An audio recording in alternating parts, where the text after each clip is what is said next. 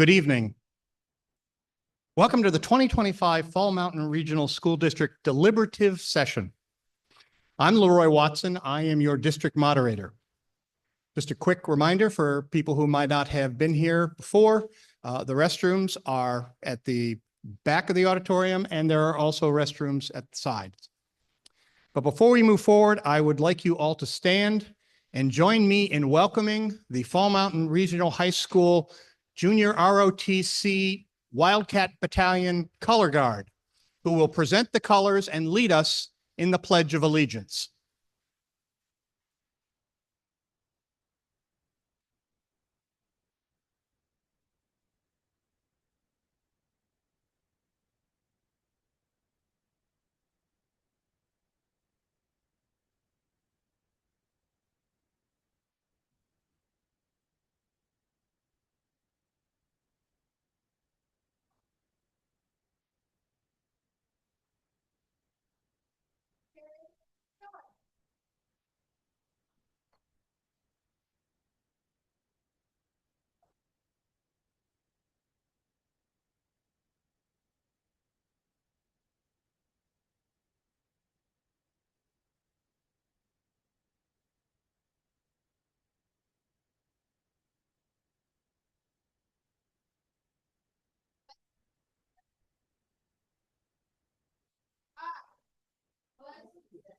To the flag of the United States of America and to the republic for which it stands, one nation, under God, indivisible, with liberty and justice for all.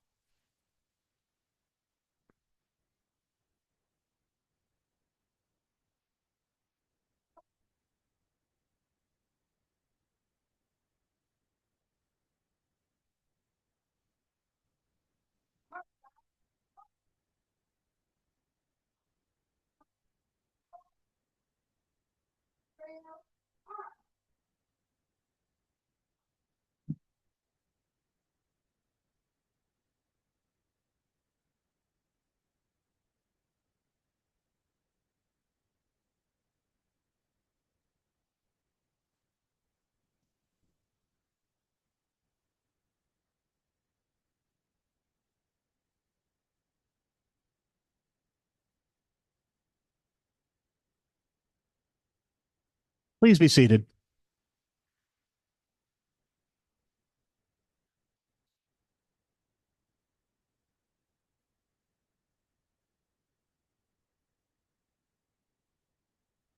I would like to start out with some remarks related to the process and procedures that we'll use this evening. We're here at the deliberative session for the Fall Mountain Regional School District in order to debate the warrant articles that will appear on our paper ballot on March 11th and to possibly amend them if it is the desire of the body. As we move forward, we will first have introductions. Then I will open the first warrant article for discussion. At that point in time, there will actually be a brief presentation about the budget.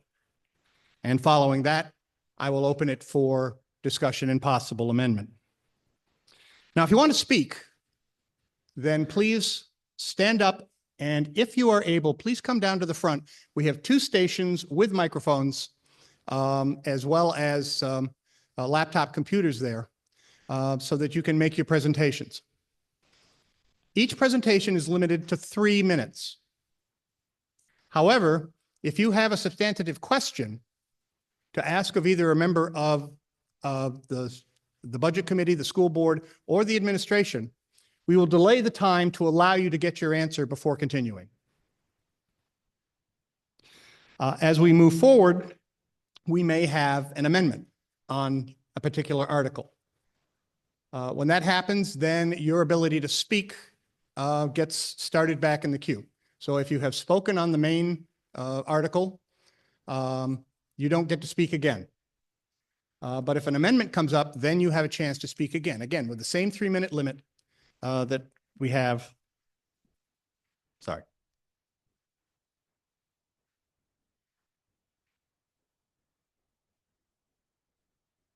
Technology.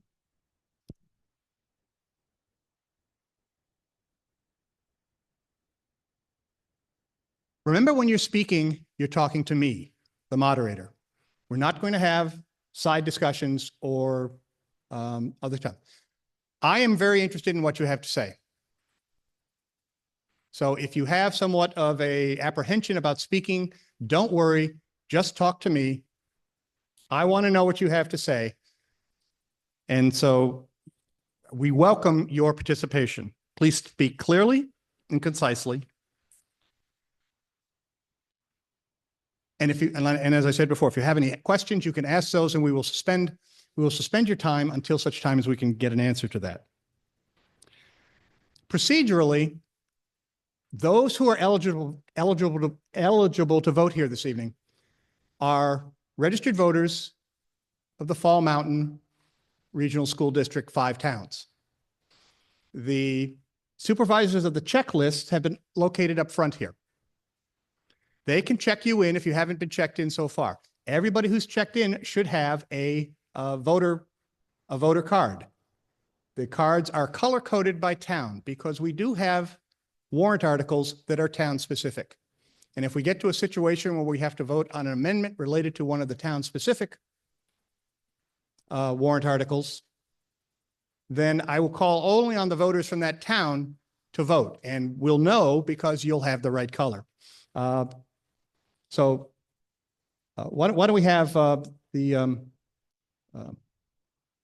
supervisor, one member of the supervisor of the checklist, hold up your town color so everybody can make sure that you are registered and that you have your hand voting card. If we get to a situation of having an amendment, that amendment must be written and it must be given to me. And so that I can give it to the secretary, so I can give it to the school clerk for the official minutes of the meeting. There will have to be a second. That second must identify themselves. As anybody, actually I back up, anybody who speaks, when you do speak, you need to identify yourself and what town you're from. And so if you're going to give a second to a motion, you need to identify yourself and the town you're from in order to legally second a motion at this meeting.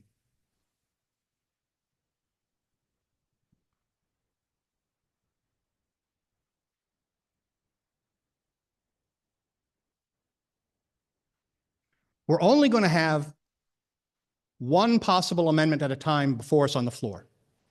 So if an amendment is brought forward and we move to discussion of that amendment, other amendments to that amendment are out of order. We're only going to deal with one amendment at a time. When we clear that amendment, I will go back and open the floor again for possible discussion of additional amendments.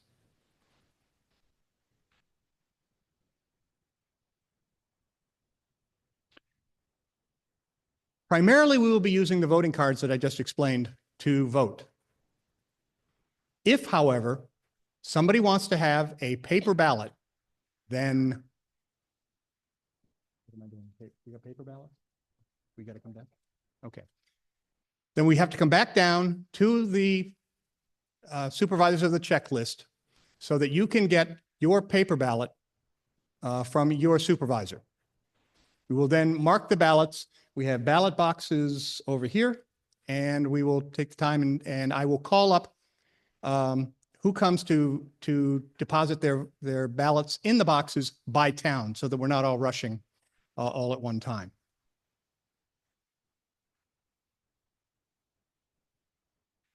And if we want to have a ballot, then I need to have five voters present here tonight who call for that paper ballot. So would prefer to have that written down so that, again, we have your name so we can keep those in the record. And so understand that the paper ballot requires the affirmation of 5 voters who are here this evening.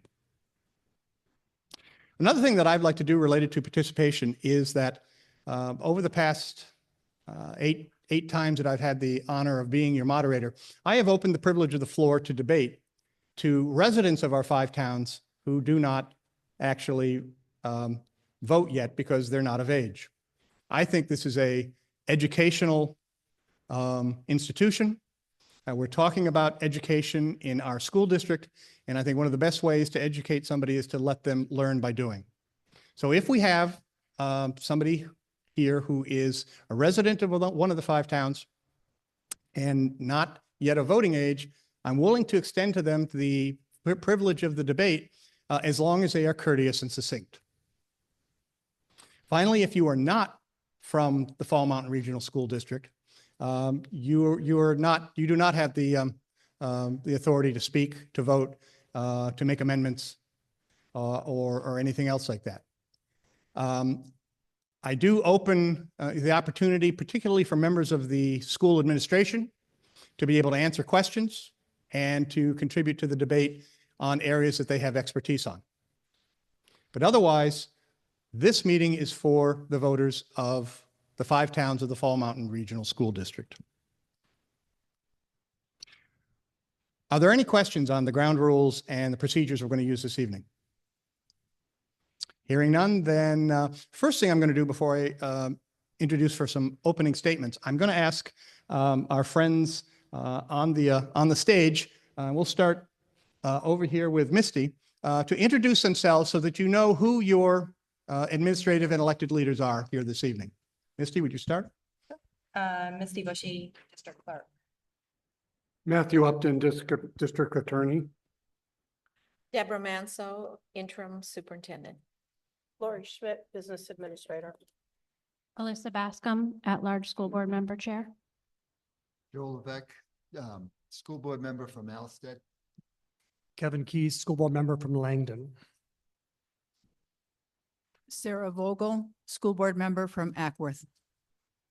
Shelley Andrews, School Board Member, Charlestown. Jenny Donovan, school board member, Walpole. Jerry Henry, Budget Committee at Large. Jennifer Marchese, Budget Committee, Alstead. Michael Aaron, Budget Committee from Ackworth. Steve D'Alessio, Budget Committee, Walpole. Chris Spalding, Budget Committee, Charlestown. Amanda Chafee, budget committee from Langdon. Gabriel St. Pierre, Budget Committee Chair at Large. Thank you very much. Now I have 3 of our folks up on the stage who have prepared a few introductory remarks. Deborah Masseau, Superintendent of the Fall Mountain Regional School District. Good evening, everyone. Again, I'm Deborah Manso. I'm your interim superintendent. So on behalf of the school board, the staff and students here at Fall Mountain, I would like to welcome you to this deliberative session tonight. I want to take a moment to thank everyone who has been involved in the creation of and the vetting of this budget. This has been a 4-month project. So from the budget committee to the school board to principals and teachers and staff, literally hundreds of people have had their eyes on this budget.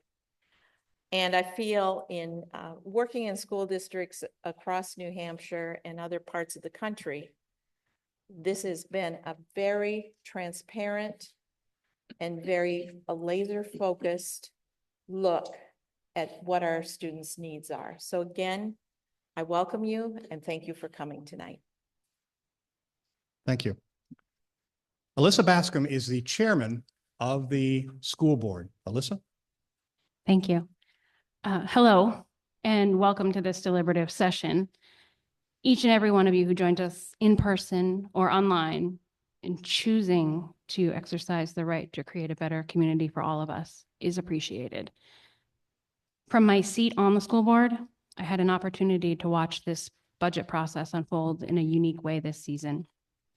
In the last 4 years, there's been significant change at the central office.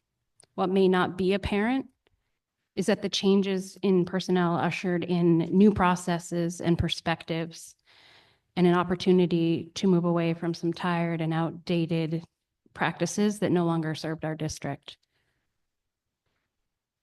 The budget that will be presented to you this evening reflects a very simple premise of genuine zero-based budgeting with a streamlined process that each contributor followed. Newly added this year was documentation for supply requests from every educator and a budget request justification form for any new line item. This gave the school board an opportunity to have conversations with department heads and administrators to hear the rationale behind each expense and to understand the needs and vision of our district leaders. This approach to planning and budgeting is rooted in careful consideration of both immediate and long-term needs. By engaging in this thoughtful planning, we're not simply kicking the can down the road, but actively preparing for the challenges and opportunities that we know are coming. We're committed to action that supports our vision, not just talk. Through the work of all the administrators and department heads and engagement with the budget committee, we carefully weigh the balance of providing high-quality education and maintaining fiscal responsibility. We recognize the increasing costs of attracting and retaining quality educators and staff, and we are dedicated to making thoughtful financial decisions that respect both our students' needs and our taxpayers' ability to pay. We were able to ensure that funds are directly serving the vision of this district, which aims to equip our students with the skills to succeed in this community, country, and the greater world. Again, we really thank you for being here. Thank you. Gabriel St. Pierre is chairman of the Budget Committee. Thank you, Mr. Moderator. As stated, well, good evening, first off. I, Gabriel St. Pierre, serve as chair of your Fall Mountain Regional School District Budget Committee. Our committee meets monthly throughout the year, increasing our efforts in the fall as we work through the budget process. We take this responsibility seriously because the decisions we make affect not just our schools, but every taxpayer and family of our collective community. This year, one financial reality is clear. The previously negotiated teacher's contract has automatically increased the budget by $462,203. The recently negotiated support staff contract, if approved, will add another $574,212. Health insurance costs have risen by $561,381 this year alone. That's nearly $1.6 million in new spending before even considering other operational costs. These increases directly impact our taxpayers and have forced the Budget Committee to call for difficult cuts to maintain fiscal responsibility relative to the property owner's ability to pay. The Budget Committee recognizes these increases as inflating the budget towards a theoretical ceiling of affordability and called for reductions to compensate for the higher cost of employment. Looking ahead, with annual employment costs rising between 3.5% and 6%, for our 342 regular employees and a declining student population, the committee will actively seek opportunities to optimize operations to better align with our district's evolving needs. Budgets require balance. We must ensure that the financial burden placed on taxpayers is fair and sustainable. The role of this committee is to make responsible decisions for all 5 towns, not just one group or interest. The economies that fund this education system are vulnerable to being overdrawn. The townspeople shouldering the burden are increasingly vocal that they are being squeezed beyond affordability.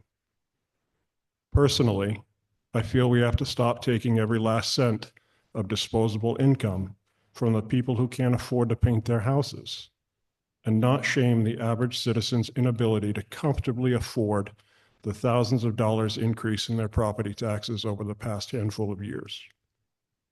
The struggle is real.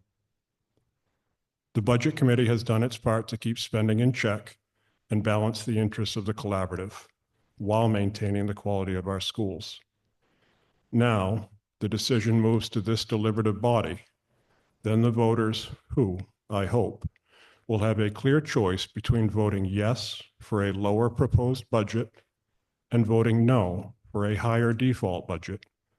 I urge everyone to consider both the needs of our district and the long-term financial impact on our communities. I thank you all for being a part of the discussion. Thank you. I'll give one last chance if there any other member of the school board or the budget committee that has any opening remarks. Hearing none, we shall go to Article 1. I'm going to read Article 1 to put it before the body. And then I am going to call on Debbie Schmidt, who is the business administrator for the Fall Mountain Regional School District, to give a brief presentation on the budget numbers. Article 1, shall the Fall Mountain Regional School District raise and appropriate as an operating budget, not including appropriations by special warrant articles and other appropriations voted separately, the amounts set forth on the budget posted with the warrant or as amended by vote of the first session for the purpose set forth therein, totaling $36,722,582. Should this article be defeated, the default budget shall be $37,270,640, which is the same as last year, with certain adjustments required by previous action of the Fall Mountain Regional School District or by law, or the governing body may hold one special meeting in accordance with RSA 40:13, 10, and 16 to take up the issue of a revised operating budget only. Majority vote required. The Budget Committee recommends this article by a vote of 7 yes, 0 no, 1 absent. The School Board recommends this article by a vote of 1 yes, 5 no, 1 absent. The School Board recommends a budget of $36,901,681. A quick note here, the Article 1 and the articles we will be reading tonight are the ones that were sent in the mail.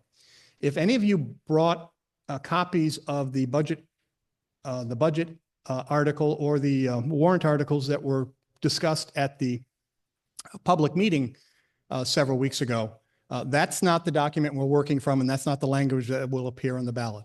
It is the language that appears in the mailings that you had received earlier. So if you had one of those older documents and it didn't come out exactly the way I read it, that's why. So, Lori? All right, thank you very much. I want to also thank everyone for taking time out to come and to spend the evening with us, and so we can present the budget to you and answer any questions that you might have.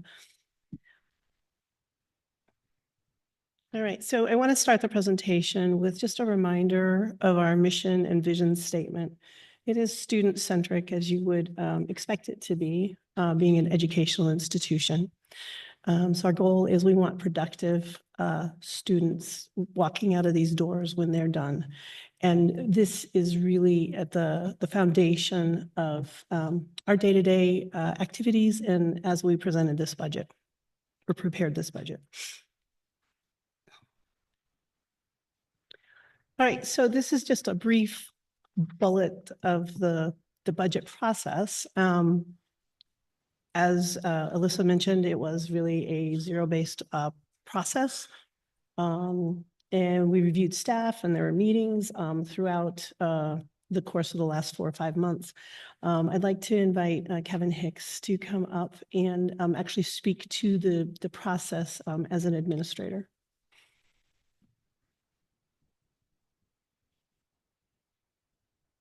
Welcome, everybody. Can you hear me? My name's Kevin Hicks. I'm the principal in the Alsted attendance area. I have been working in the district now. This is my 30th year.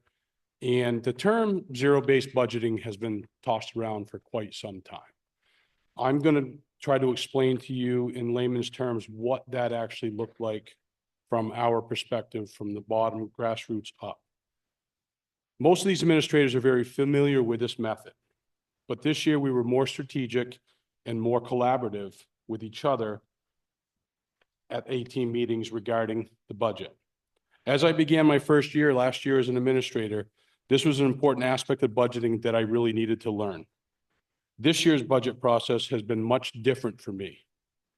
Thanks to Lori Schmidt, our business administrator, my colleagues on the A team, as I became better educated and was able to make more informed financial decisions about what we spend money on. So the definition of zero-based budgeting is, it's a technique in which all expenses, must be justified for the new period or year, starting from zero versus starting with last year's budget and making amendments and changes as needed. So the steps involved, the first step, we had a large discussion at the A-team regarding the district software that we sometimes collectively use. Sometimes we just have individual schools. We made a lot of decisions on that licensing, and we actually moved a couple software licenses to the district level, which in turn saves money because the more you have, sometimes the less it costs. We, as administrators, principals, we met with teachers and provided a document for them to add necessities and justifications to each classroom budget. This justification process was done with fidelity with each teacher. Then we were able to gather all of the information from our teachers and their needs and desires. We met with a special education director to talk about our staffing needs based on our kids with disabilities and what we need to support them all in the classroom. We looked at every line item closely as to how much was expended in each line. I personally looked back over 4 years and noticed that we had several places in Alsted that we had budgeted more than what we needed. So I took an average of the last 4 years, and that is what that line item reads.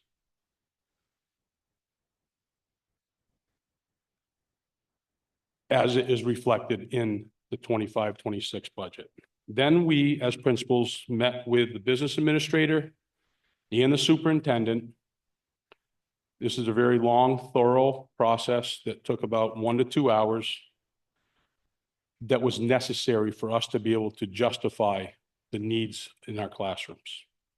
Throughout this budgeting process, the A-team met numerous times, continuing to scrutinize every single line item. I feel very confident that this was done with fidelity all the way across the board between administration, the business administration, school board, and the budget committee. Thank you. Thank you, Kevin. So this is just the article as Leroy read. However, you'll see at the bottom, it does talk about the estimated impact. Let's see if I can. So you can see that for the town of Ackworth, we're looking at a projected increase of $1.07, which would be $107 on a property estimated at value of $100,000. So this document, which was available when you walked in, does have this information for each of our communities. And later in the presentation, we'll look at how these changes are made up. Our proposed budget summary, I wanted to look at it by object instead of function, because function is more, I think, useful to the government and how they do the accounting. Our budget summary, as you can see, I don't know, do you need me to, is it helpful if I zoom in? Okay. So the salaries are 18,636,000. And you can see then the benefits, and those are self-explanatory. Then we get into purchased services. Purchased services are services such as legal, audit, teaching, consultants, and other related services. These are services that require specialized skill or knowledge. So we've grouped all of those together, and that's about $775,000. Our property services cover our facility-related items such as repair and maintenance, and it's performed by someone outside of our district staff. It includes utilities, snow removal, rent expense, and disposal services. Then we move on to other services, of which we have 2.1 million. And this category includes things such as communications, advertising, postage, print services. It also includes our tuition and insurance, which accounts for approximately 80% of this 2.1 million. Phone and internet make up about 8% of this total. Transfers, well, supplies and equipment and dues are relatively self-explanatory, I believe. I don't think that we had many requests for equipment. We did change a threshold this year. It needed to meet a threshold of $5,000, which is what we would consider a depreciable asset and to be identified as equipment. And this was aligned with the government changes for grant funding. And so we had more supplies. If you're comparing year to year, it'll look like our supply lines went up, but we had items that were typically classified as equipment, which could be a $200 office chair that was moved to supplies instead of residing in the equipment line. Transfers reflect the funds that we transfer to our food service program. We offer free breakfast to all, and we can still claim meals to the state for reimbursement based on the student's individual status, but the district does make up the difference. And what we have found is over the years that by doing this, it's a better start to our students' day because they have a meal when they come in. We found that that also can help with our participation rates for lunch as well, which continues to provide them substance to learn effectively during the day. So we have a special revenue fund that I know has kind of been I guess there hasn't been clarity maybe with the understanding of what the special revenue funds are and what they fund. This really is for our grants and our food service. So it's monies that are coming to us from the government. Our grant awards vary each year, and the preliminary award notifications are usually given late in the spring or early summer. Amounts awarded this summer are about 1.2 million, but some of these grants span 2 fiscal years. We have our Title I grants, at which point where we are funding for teachers and benefits. We have a family outreach that's covered through that grant, summer programming, homeless supports and transportation.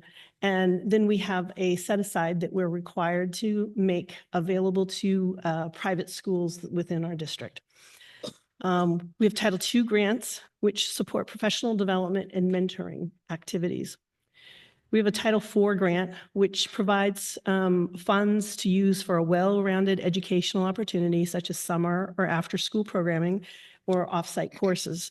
A portion of that grant is to be used for safe and healthy students, such as mental health supports. And then we can use some of the funds for effective use of technology. We can roll it into support for maybe STEM activities and classes. We have a Title V grant, which is a rural and low-income school section of Title V. And this also supports and augments teacher professional development, parent involvement, technology integration, and programming to address specific needs in a rural and low-income school. We have the Perkins Grant, which improves CTE programming, and we use that to support the salary and benefits and dues of the coordinator. We are able to offer different career development supplies and opportunities for students through this grant. We have some work-based partnerships, and we can pay also for professional development and academic support. We also have our IDA grant, which is used to support our special education students and needs. We use this primarily for contracted service supports and specialized equipment and student evaluations. The remaining balance is about $750,000, which is allocated to food service. This fund also has some miscellaneous grants, such as the FEMA grant, which is available to our district. And excuse me. And we have our E-rate rebates that we receive from the federal government, which is tied into technology. This is also accounted for in that line.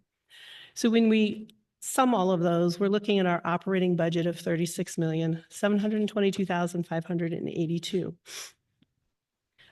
We all know the New Hampshire way and that this is our operating budget, but it isn't comparable. It's not apples to apples to our final budget that was approved for this year.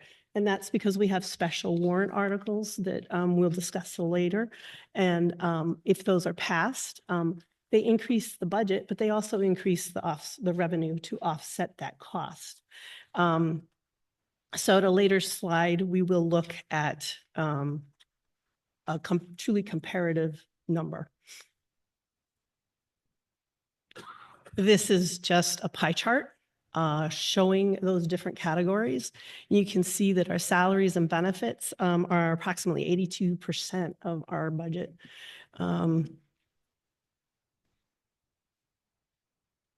When you consider what is contractual versus non-contractual or discretionary, again, you see that the largest portion of our budget for this year at 86.55% is contractual. That is an increase from last year, 85.69%. If you look at the utilities and the discretionary components, you'll see that from last year's budget, those decreased as a share of our overall budget. So our utilities this year are only 3.19% of our budget, and last year it was 3.32% of our budget. And while those changes might seem small, when you're applying it to hundreds of thousands of dollars, it adds up. Our discretionary items, there was about a 0.75% change in our discretionary items. Contractual obligations includes our salaries and benefits, leases, tuition costs, our collective bargaining agreement benefits such as professional development and tuition reimbursement, our insurances, which would be health insurance, so it's included in the benefit, but we also are required to maintain liability insurance and our property insurance on our vehicles and workers' comp and unemployment. So those are all included in our contractual obligations. We have certain software costs that are also included in here, and that would be our business functions, softwares, and we have an HR software that is used for professional development, for recruiting and tracking our applications, for calling our substitutes, and absence management. And so I have included those in our contractual obligations as well. And then we historically have had bond debt included in this. That is done. We paid off our last payment this year, and so that has gone away. But that would be historically, that would be included in our contractual obligations. Utility and facility costs are what you would expect: power, water, heat, phone, internet, trash removal, and snow removal. The discretionary pieces are what the principals in administration control: supplies and equipment, our postage, textbooks, most of our softwares, and dues. So again, I wanted to just point out that in the discretionary and utility sections where we had some, they weren't contractual, we were able to bring those down this year as an overall percentage of our budget. In doing this, I just want to point out that, a budget is a snapshot in time, and we use the best information available at that time when the budget is developed. We do not budget with the intent of having a fund balance surplus to return. However, we do spend with the intent to save money where possible. It's always a plus if we're able to make changes during the year that will have future compounded savings. Some examples that we've initiated this year, which are reflected, the savings are reflected in the 26 budget, are the focus program that was started a couple years ago. By having this program, it gives us the flexibility and ability to retain students in district, which is better for the student. And it also provides a potential revenue source. So we also purchased 2 buses outright last year with surplus monies. This reduces the lease expense for the 5 years. That's beyond 5 years beyond this year. We transitioned from open market insurance to Primex, and we had a substantial savings there. We moved our liability and workers' comp, no, our unemployment insurance effective July 1st. Workers' comp was as of January 1st. So we are having a savings there this year, which has been good. And then, as Kevin mentioned, we are reviewing our software costs as well. And by doing that, we found that there were some redundancies that we could eliminate. We are actively pursuing, licensing agreements where it's practical so we can save funds. Again, these all add up. Oops, wrong direction.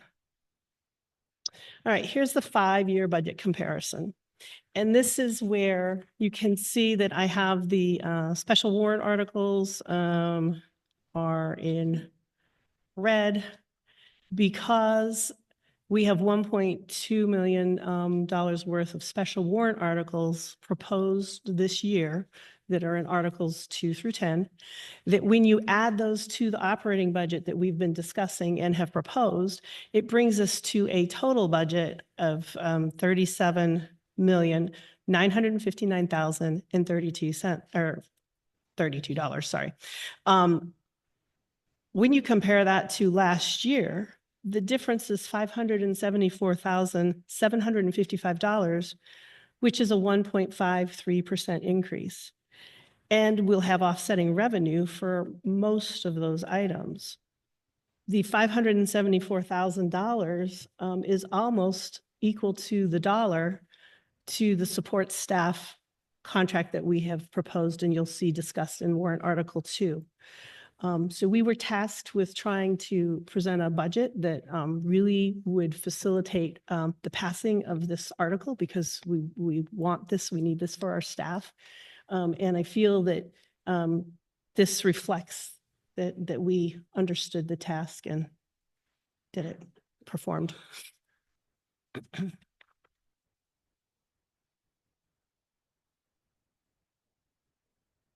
why is this not? It's not clicking. All right, Brendan, nothing's clicking. Okay. All right, so the special warrant articles, these are what we will see in Articles 2 through 10. We have our support staff contract, which is not tax neutral. And the next slide, I believe, shows the tax impact of that contract. Then we have several capital improvement warrant articles that have been proposed, which are all tax neutral. We don't have to raise any additional monies to fund these improvements. They will all come out of the capital improvement reserves that are held with each town. We have a deposit to capital reserves of $250,000 that is allocated in accordance to the apportionment across the 5 communities. I've said that this is tax neutral, and that's because, again, this would only be funded out of fund balance reserve or surplus at the end of the year. It's not raising additional taxes. However, I do recognize that if these funds are added to our reserve or capital reserves, that does reduce the amount that's going back to the taxpayers to reduce your tax. So I do recognize that that is not as tax neutral as perhaps some of the other items. And then we have a contracted service article that at this point, it's not tax neutral, and at this point I cannot reflect or project what the tax impact would be because it's dependent upon warrant articles passing in communities, and we don't know what communities that it could impact. So we'll discuss that later, but that's not a tax neutral item.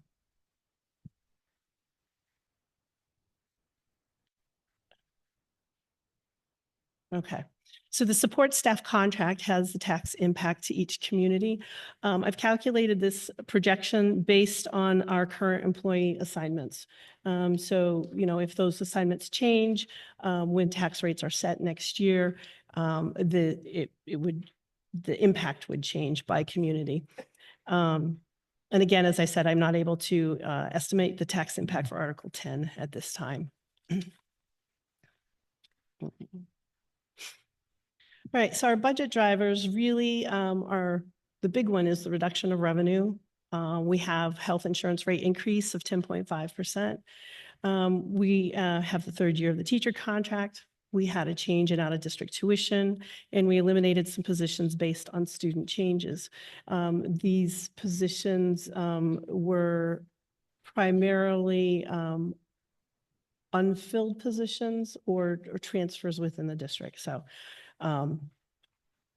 it's not all people. The biggest driver really is about the revenue this year. We all discuss and see the expenses, and we've been talking about that for months. You don't get to vote on the revenue. You're voting on the expenses. We have to have our revenues equal our expenses, so it has to be a balanced budget.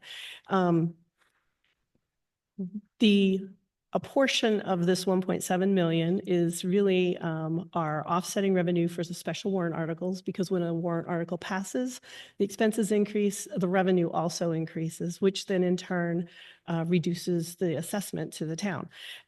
Last year, we had special warrant articles totaling $725,000. So of this 1.7, the 725,000, the reduction is really related to those special warrant articles. We had a fund balance return in addition to the 725,000 to fund those warrant articles. We returned 734,000 to towns to reduce the tax. When you return funds to reduce your taxes, that is considered revenue in the following year, in the year that it is that it's used. So that was revenue for fiscal year 25.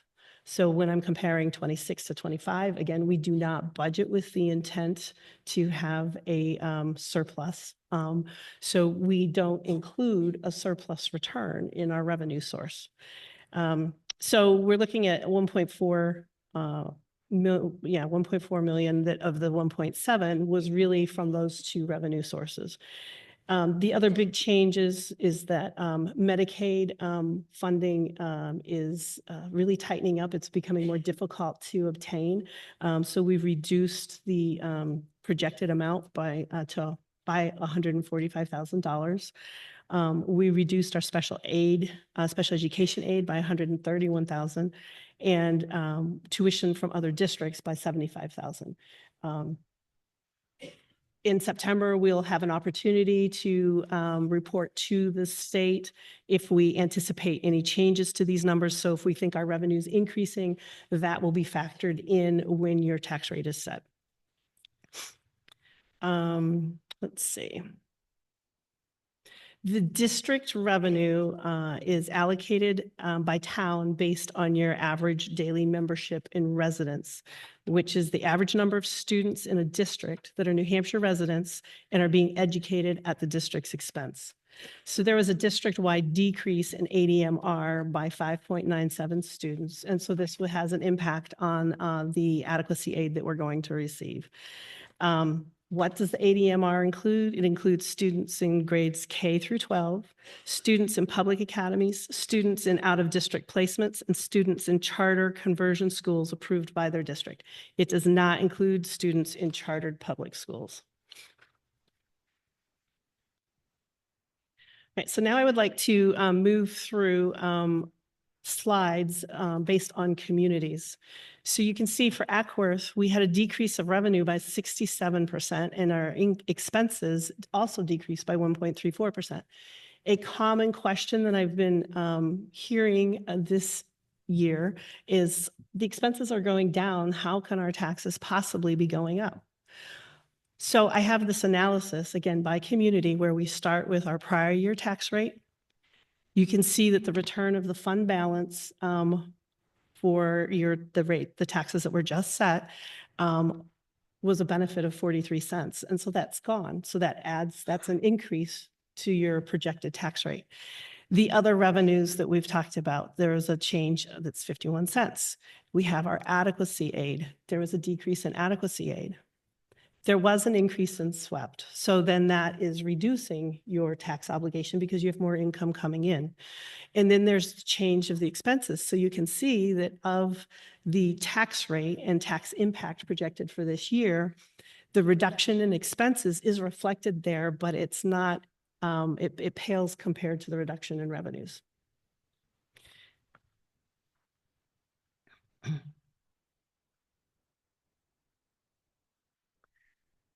So then for each community, I also have a slide here. And again, this is all in your handout, so you can look at it and study it. I'm showing fund balance return for the last 5 years, adequacy numbers, and your local assessments. So in this instance for Ackworth, you can see that their adequacy aid is at the lowest it has been in the last 5 years. And fund balance, while it did jump up in fiscal year 22, it is coming down. So we are working on trying to manage the budgets and manage our fund balance or our expenses. All right, so for Alstead, we have a similar setup here. Their expenses, there was a bit of an increase, so we don't see that we don't see a reduction on your tax impact reflected here. There are new tuition costs for Alstead, which is approximately 44% of the increase in the expenses that they're tuitioning students to another community. We had a significant retirement payout that we had to budget for this year. And then I should also mention that in each of the areas, the larger schools for each of the areas, there's a budget increase of by $35,000 to support substitutes. And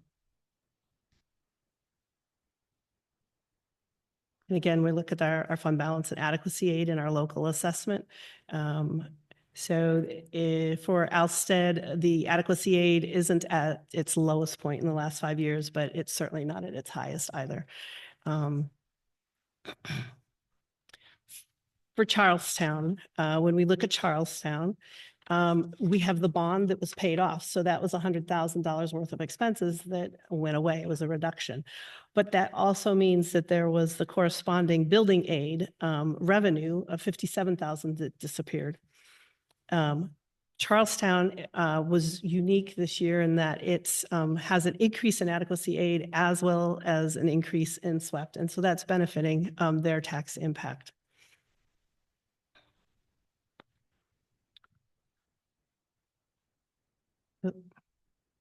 Okay. And here the adequacy aid, you can see again that increased over the last year. So, but let's see. Yeah.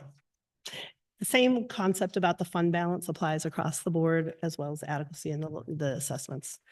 When we look at Langdon, here we had a staff change, which impact the pay scale, and there were different selections in benefit choices. So that had a significant impact on increases.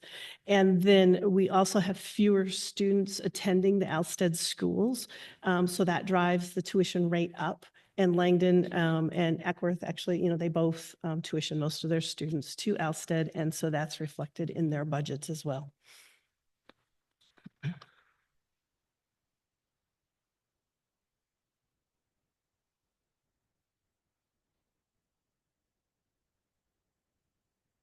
In Walpole, we moved a vacant nurse position from one school over to the high school. And because the need wasn't there. We did find that we had a position doubled up in the prior year, so there was a $30,000 decrease there. The benefits weren't doubled up. It was just the position, and it wasn't a carry forward of prior years. And then we had some eliminations due to student changes. And Walpole also had an increase in their adequacy aid, but their SWEPT did decrease. So the high school, wanted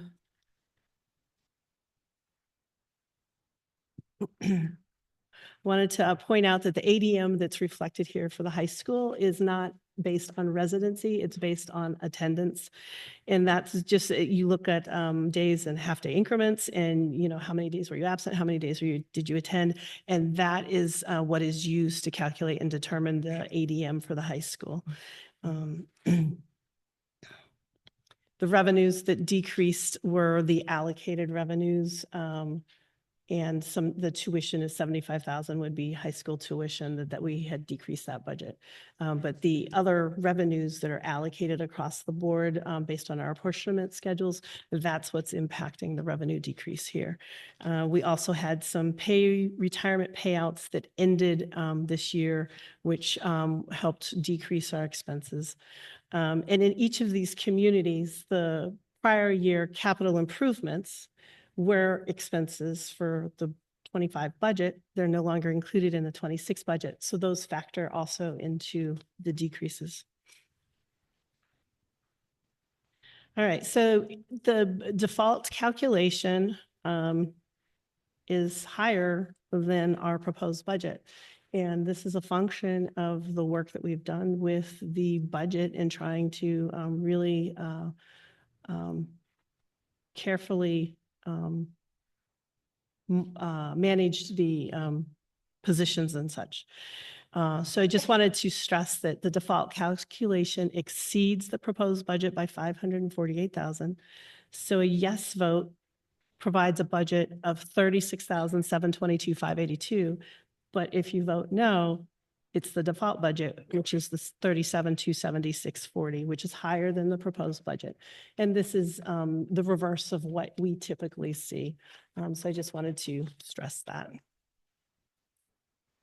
The default calculation is a formula that's set out in the RSAs. And so we start with our approved budget for this year.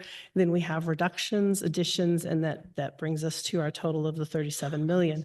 The reductions, we have to remove the one-time purchases, which are really handled through our capital improvements for the most part. We didn't have any vehicle purchases. I know that we said that we purchased 2 buses. Those were not budgeted for in the budget, so those were not excluded here. Those were from surplus monies. We have the vacancy management that is in here as well. Insurance increase, teachers agreement. So that it all is, again, formula that's established by the RSAs. And so this concludes my presentation of the budget. I know we approached it from a different angle than we have previously. Again, I felt that it was important to really discuss revenues and how those impact your tax rates as well, and show you what the tax impact is and how it's calculated. Thank you, Lori. I have one other quick administrative measure that I neglected earlier. I want to thank all those voters who are participating through the video feed that is going out to them this evening. The link was on the webpage for the Fall Mountain Regional School District. Even though you can't be with us this evening to participate in the discussion, I still want to thank you for tuning in and watching this program, watching this discussion, because it demonstrates that you are committed voters and are dedicated to helping us chart the course for the Fall Mountain Regional School District through the future. Now, ladies and gentlemen, you've been extremely patient and attentive, and that's greatly appreciated, but it's your turn. Article 1 is properly before you. Will you discuss it?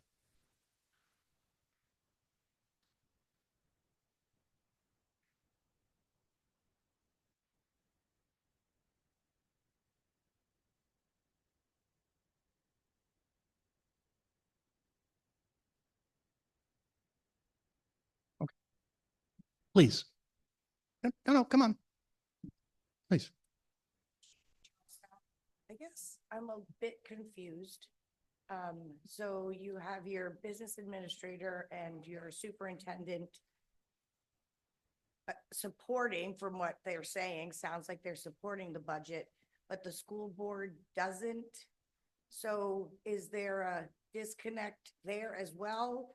I guess I'm just not understanding why the school board would not support a budget that your administration is supporting as well as the budget committee. And the way it's worded on the article implies that people should vote no because the school board wants something else, and then that increases everything $500,000.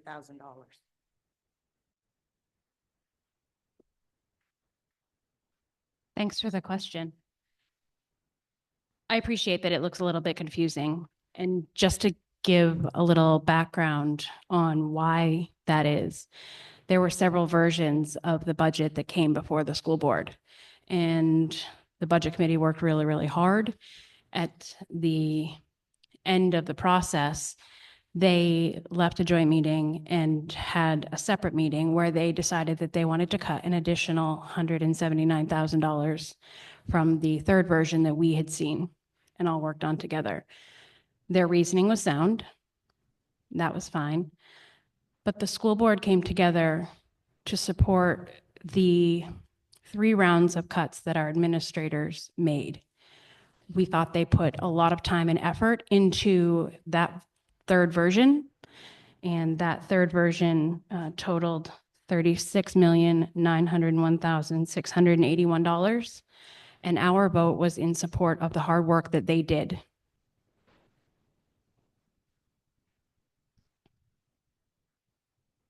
Yes. I'd like to amend, make an You need to amendment. state your name and your town. Yep, Mary Henry Langdon. I'd like to amend the budget to $901,681. I'm doing this for a couple of reasons. First of all, I want to say, Mr. St. Pierre made some good points, but I also want to say a superintendent once said that we are not immune to the increases that we all have in our budgets. So that being said, I think we need to think about that as well and think about our strategic plan, where we're going and where we want our kids to be. And I'm about education. I understand the taxpayers hurt. I know Langdon, I went up $2,000 this year and I'm looking at another 221, but I'm willing to pay it because that's what I'm here for, to pay for the education of our students within the 5 towns. Do you have that written? Yes, thank you.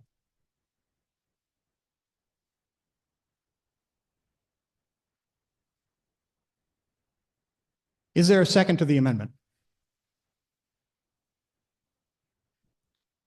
I need you to identify yourself and the town you're from. You get that? I'm sorry, we didn't hear that. A little louder, please. Great.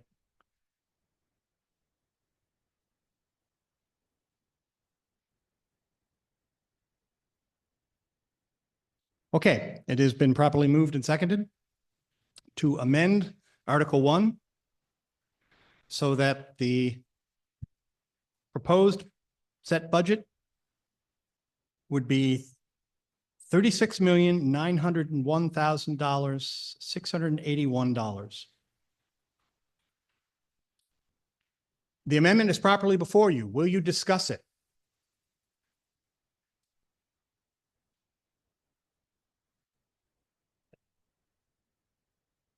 Kevin Keith Langdon. I'm in favor of this amendment. When the administration came to the school board to talk about how they could meet the budget committee's budget, they included some cuts to activities or possible cuts to activities, services, and personnel. And I'm not comfortable with that. I think we need the budget that the administration presented didn't have any of those kinds of cuts in there. So if we go with the school board's budget, it's going to be the school board's responsibility then to find that number and decrease it by $179,000 from the school board's prior administration's budget. And So we're the ones that get the angry phone calls from where, because we're cutting everybody's favorite service, activity, or person. So I'm in favor of that, of increasing the budget. Is there any further discussion on the amendment? Please. Jamie Sham, Charlestown. I don't support the increase. While some may be willing to take that extra burden on, there are many in these communities that are unable to take that burden on. So I think you've got a budget committee that has done their job that we elected them to do a few years ago. We put them in to do that job. They've done that job. And I believe that we need to support that at this point. And I would be the first angry phone call for raising my taxes, not necessarily cutting a service. And I think you're going to find a lot of others in that same boat at this point. So, you know, over the 20 years that I've been in the area, my taxes have gone up over 310%. And it's not the towns are doing their best. We need to do our best here, and that's going to be cutting it where we can. So, thank you. Is there any other discussion on the amendment? Well, stand up.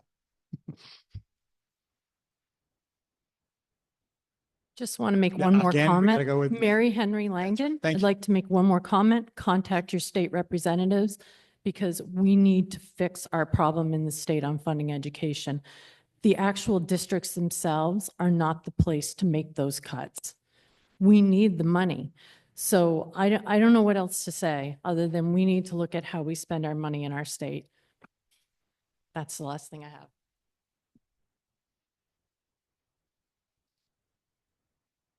Is there any other discussion related to the amendment to Article 1?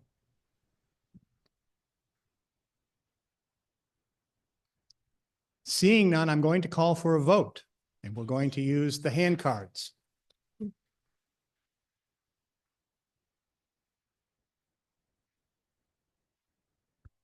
Mr. Okay. Moderator, Wait a minute, maybe I've got,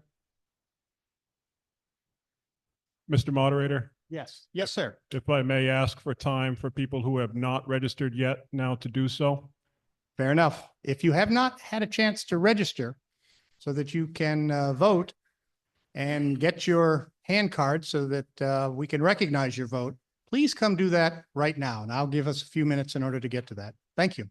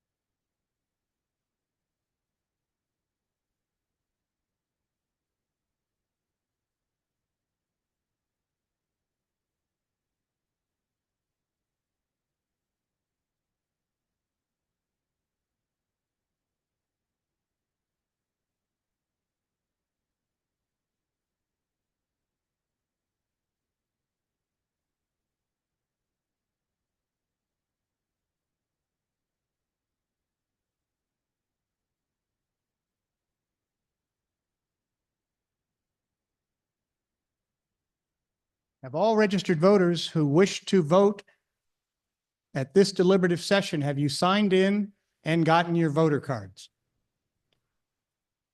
Okay. One last time, is there any further discussion? Hearing none, we shall vote. All those in favor of the amendment, please raise your voter card high in the air. That's it. Thank you.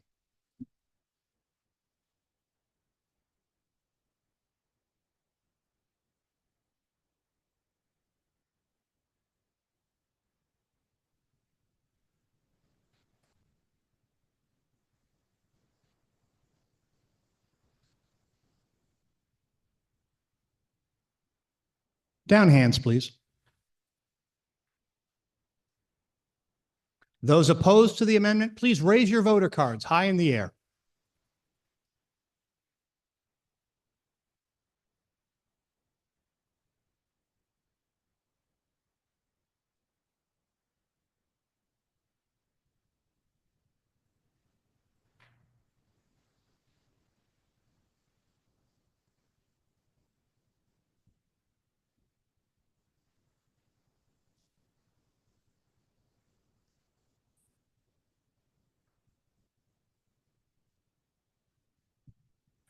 Would the folks behind me, please, who were in favor of the amendment, please, who were behind me? I think I might have missed you in the count before. Just let me just double check. Yeah, okay. In favor. Right. I'm afraid I missed you. Okay.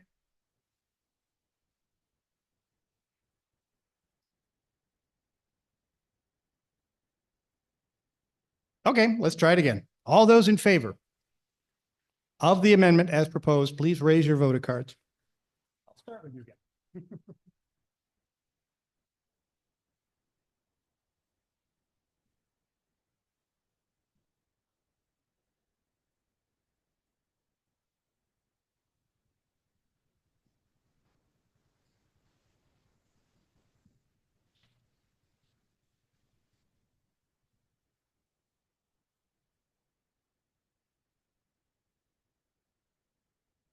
Same number. All those opposed, please raise your voter cards.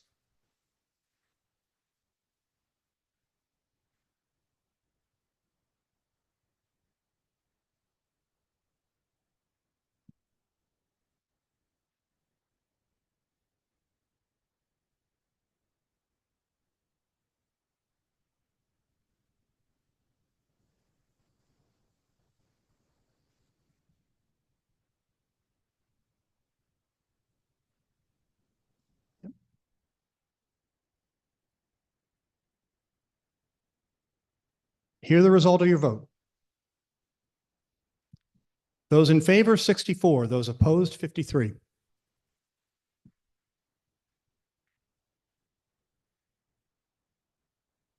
The amendment passes. We're now back to discussion of Article 1. Do you have further discussion on Article 1?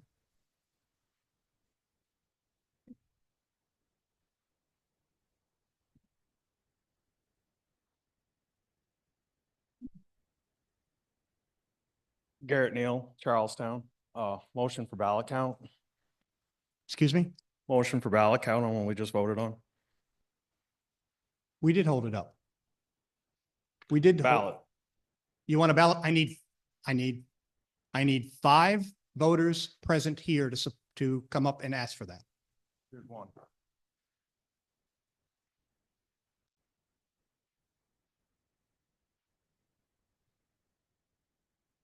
Ryan Schoonover, Ackworth. I support the ballot count.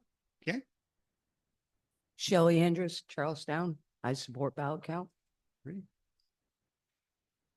Tom Aldrich, Walpole. I support the ballot count. 4.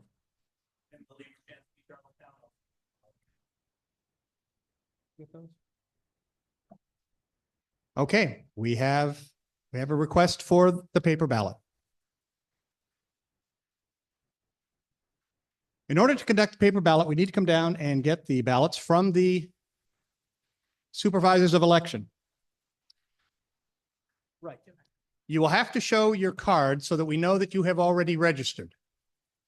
Wait, no. I'm going to call you by town so that we don't run all over each other. I'm going to call you by towns here in just a minute.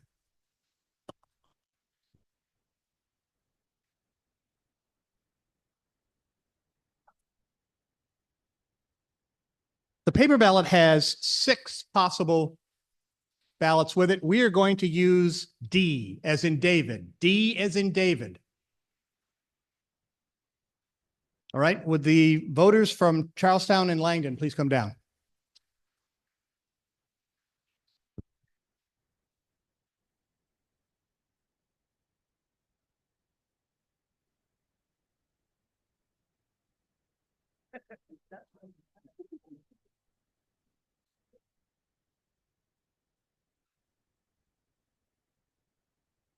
For our Zoom participants, you can go get some refreshments because we're going to turn the volume down while we are voting.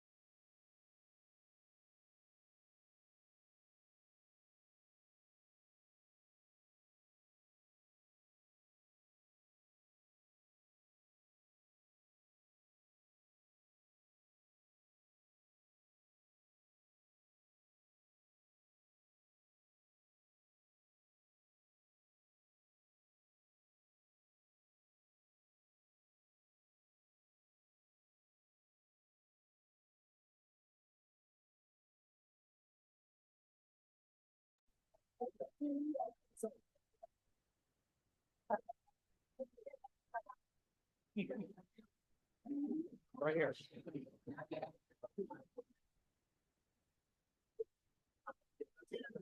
Yeah, I didn't bring my pen up here.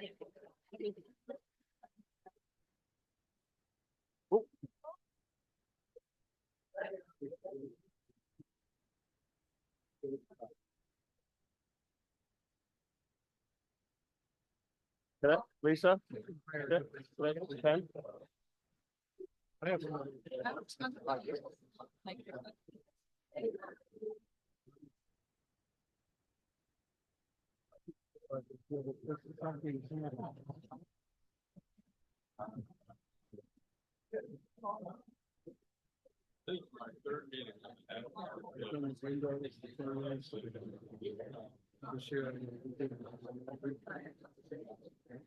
I saw that. I love it here. He was so thrilled. Yeah, he.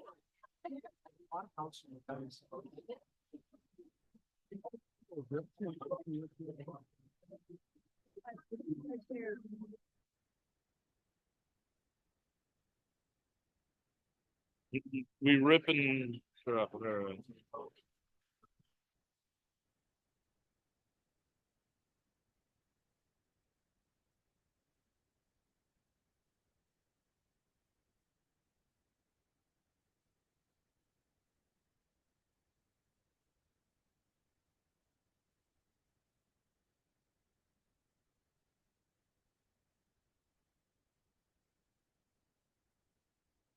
Oh, thank you.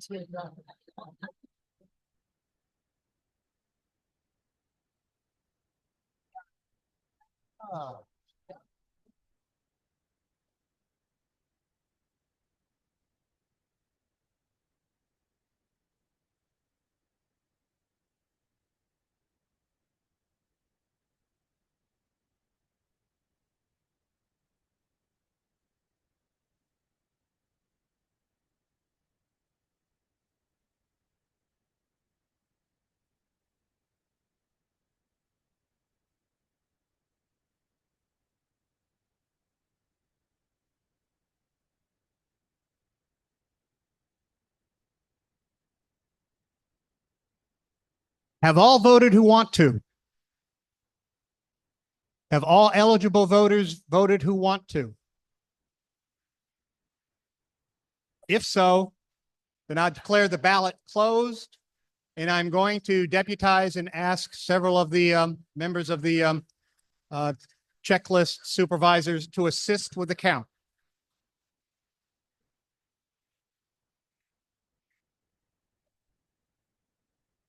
Only bonds. Only bonds. Bonds have to stay open, not the budget. Thank you. Good point.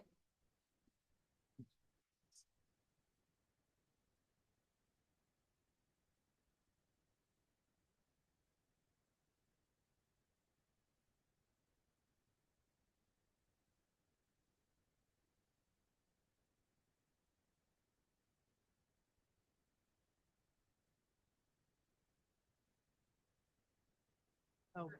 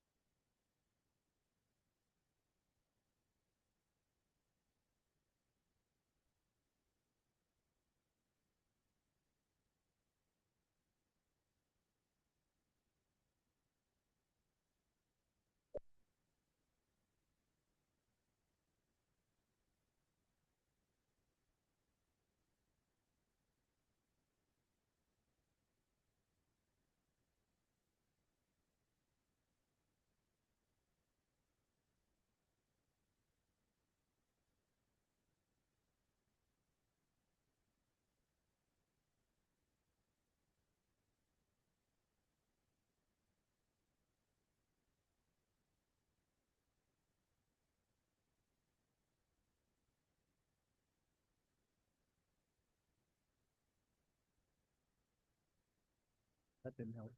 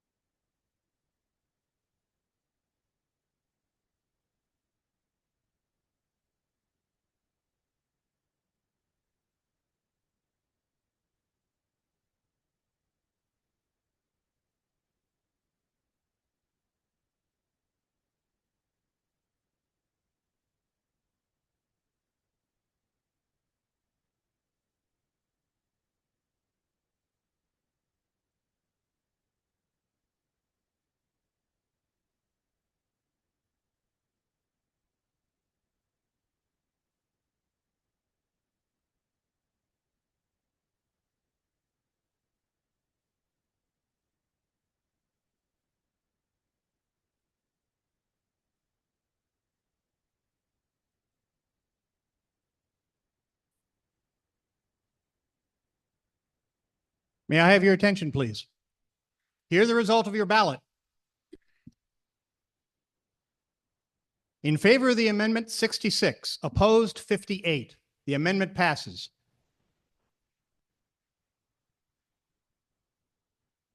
Just give me a second here so I can make sure the clerk gets all of this correctly.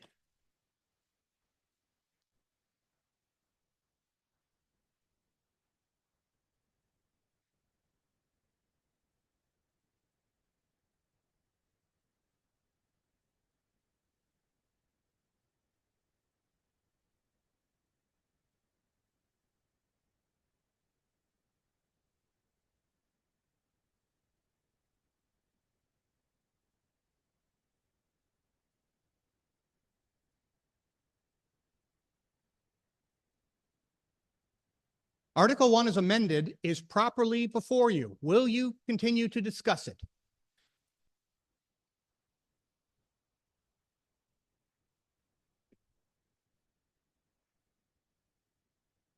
I'm Bill Roshansky from Charlestown, and I have a question about the Special Revenue Fund. That's how it's labeled on this handout that was on the front table as I came in. On the mailer, it's labeled Other Funds for $2,058,733. I have several questions, but the first one is there anything in the budget above this line that's funded by grants which might go away, like the ESSER funds went away? I'd like to avoid another ESSER cliff. When you say above the line, you mean above the special revenue funds? Yes. No, there are not any positions there that would, that are funded by something that would go away. Thank you. Can you describe what that line includes? For example, what classes are taught with funds provided by those grants, or what other kind of activities or supplies? Okay, so for Title I, it's Title I programming and supports. We have 4 teachers and their benefits, and they are, they work for, we have 3 in Charlestown, and then we have 1 that splits time between Eckworth and I believe APS. And there is a minimal amount in there for supplies for them because these grants are supposed to supplement and not supplant. So there are supplies budgeted for in the general fund, and then the grant adds like maybe $1,000 for these students, for these teachers. We have family enrichment, which is we can use for food or activities, whatever, to draw families in to connect with them for the Title I people.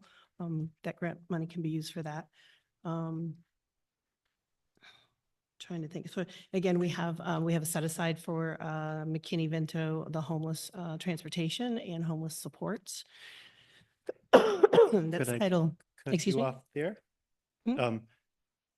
Is it possible that I could get an itemized list? I was just wondering if actual values are recorded, so I could compare actual to what is presented on Okay. this. So the $2 million has been in place for years. And I remember you asked questions last year, so I was trying to, I was hopeful that I was providing You were some very helpful, information. but it was going on, maybe Um, more than others want. Yeah. The grant amounts that are awarded each year vary. And grants, some of the grants like our IDA and our Title II, I believe our Title IV span over 2 years period, like 2 fiscal periods. So we have a longer time to use them. Just because it's awarded in 1 year doesn't mean that we're actually receiving the money that year and utilizing it. So those are estimates, and if we were to exceed that amount, we would need to come to public hearing to receive the monies and to appropriate them. And I don't think we've had an instance where we've received less, particularly in the last few years where we had ESSER. So, I mean, I can provide information, but itemized year by year, it gets difficult. I mean, it's not going to line up dollar for dollar. Right. It's ballpark. And thank you. And just to make sure I heard correctly, there's nothing like the ESSER funds, right? Correct. Okay. These are, so prior to ESSER, we received Title I, we received Title II, we received so these are grants that historically we've received. I can't speak to going forward because, who knows what's happening. But these are grants that we've historically had in place that have been used to supplement our programming for special needs students and for our Title I students and professional development. Provides ability to staff to go to conferences and things like that. Thank you. You're welcome. I'm just going to pause a second and relock the boxes.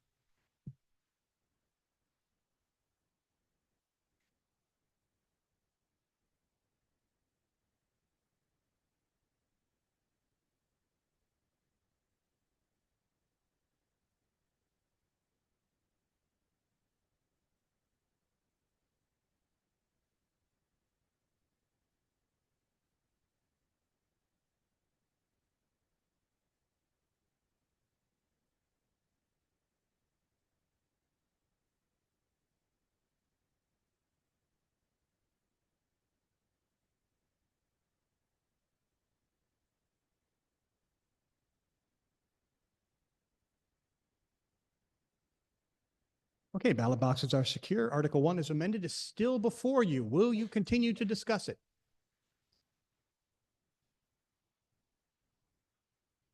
Will you continue to discuss it?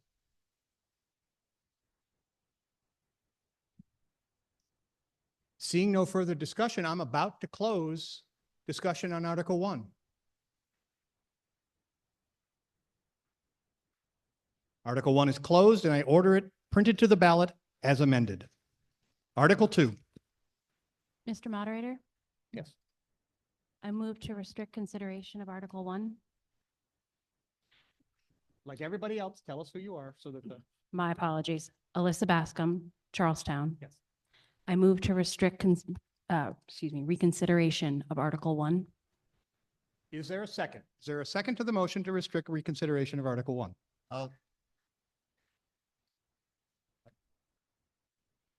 The motion to restrict reconsideration of Article 1 is properly before you. Will you discuss it? Hearing no discussion, we shall vote. Again, with your voter cards. All those in favor of the motion, please raise your voter cards.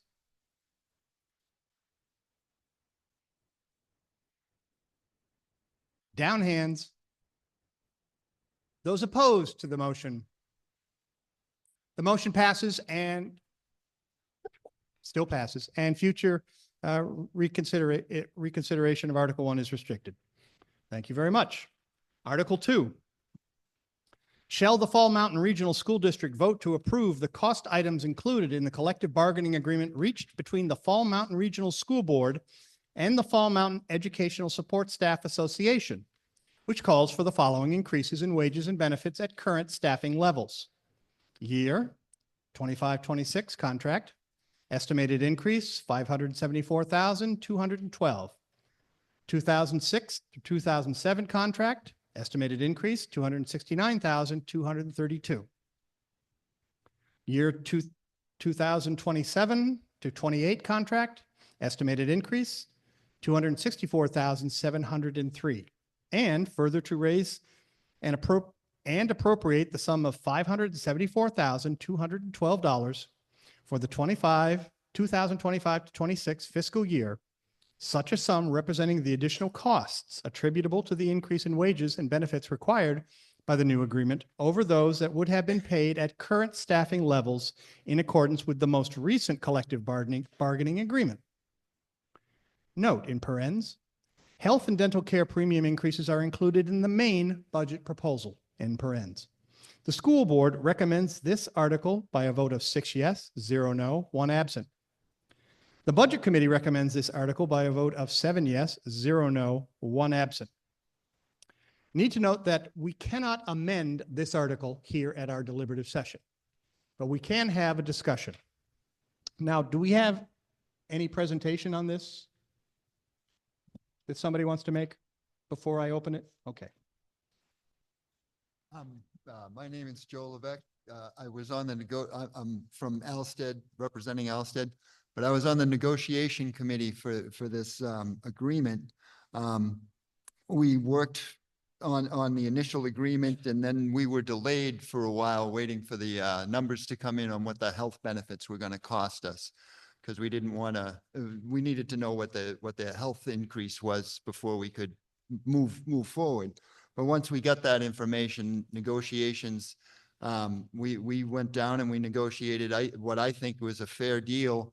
And the reason I say this is both sides went away from the agreement. With the agreement we have, nobody was particularly happy, which is a sign of a decent negotiation, I think.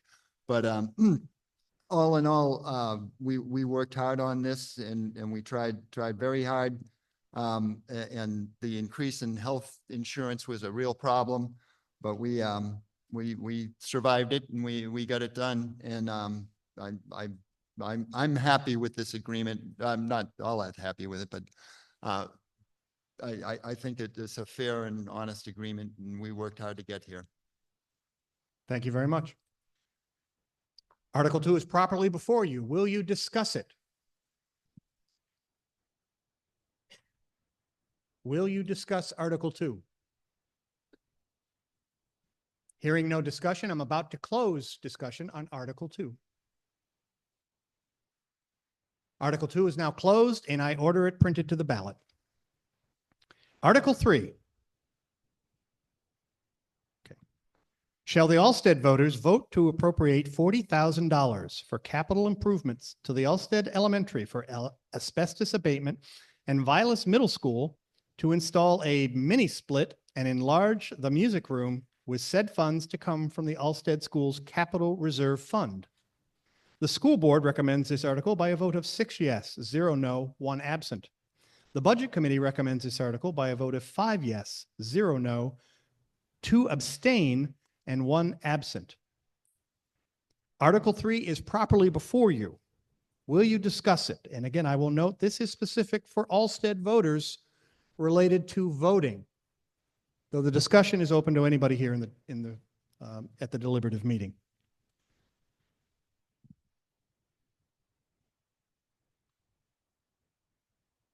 Will you discuss it? Seeing no one rise to discuss it, I'm about to close Article 3. Article 3 is now closed, and I order it printed to the ballot. Article 4. Shall the Charlestown voters vote to appropriate $106,238 for capital improvements to the Charlestown primary to replace ceiling, rebuild playground fall zone, and replace classroom sinks and add hot water? And Charlestown Middle School to replace walk-in freezer and refrigerator and repair hallway and repair fence in field, with said funds to come from the Charlestown School Capital Reserve Fund. Article 4 is properly before you.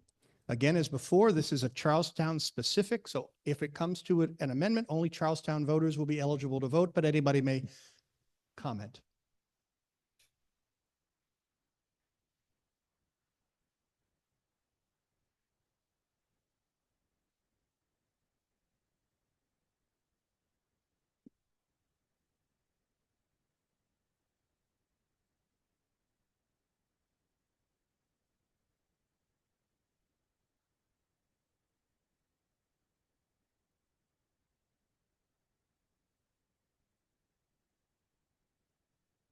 I haven't received notification that a grant is open. And if I recall correctly, this is a much larger freezer and I'm not sure that the threshold, I think the threshold will exceed the grant options.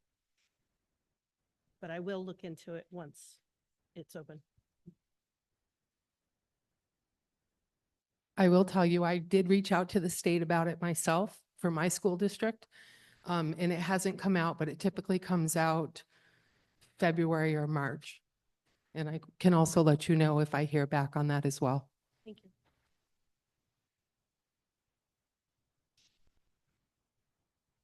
Is there any further discussion on Article 4? Seeing no one rise to discuss Article 4, I'm about to close discussion on Article 4.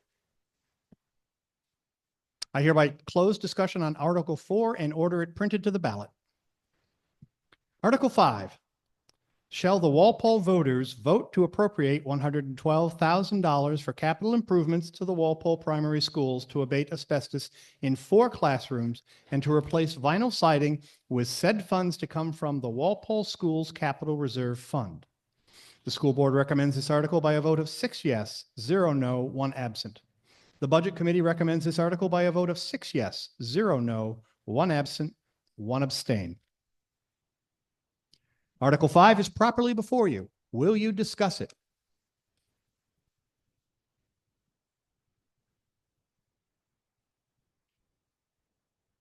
Seeing no one rise to discuss Article 5, I'm about to close Article 5. I hereby close Article 5 and order it printed to the ballot. Article 6. Shall the Walpole voters vote to appropriate $70,000 to hire a qualified firm to prepare engineering and architectural drawings to facilitate expansion of the Walpole Primary School, with said funds to come from the Walpole Schools Capital Reserve Fund? Article 6 is now properly before you. Will you discuss it?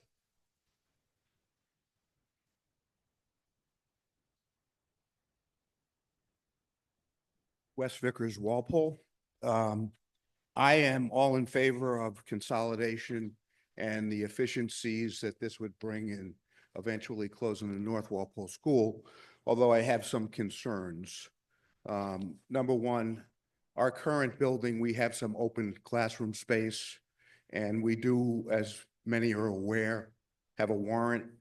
If that warrant passes, we would have additional open classroom. So I have an amendment to change the wording on the article written up to that. Basically, what we would like to do is appropriate the $70,000 to hire a qualified firm to conduct a comprehensive assessment of the current utilization of Walpole Elementary and Primary School buildings, including engineering and architectural revisions, to determine the most effective use of the existing space. No plans for additional classrooms shall be made until the current structure is fully assessed for utilization, and may further classroom planning would be based out of the exhaustion of the already available space. Said fund shall come from the Walpole Capital Reserve Fund.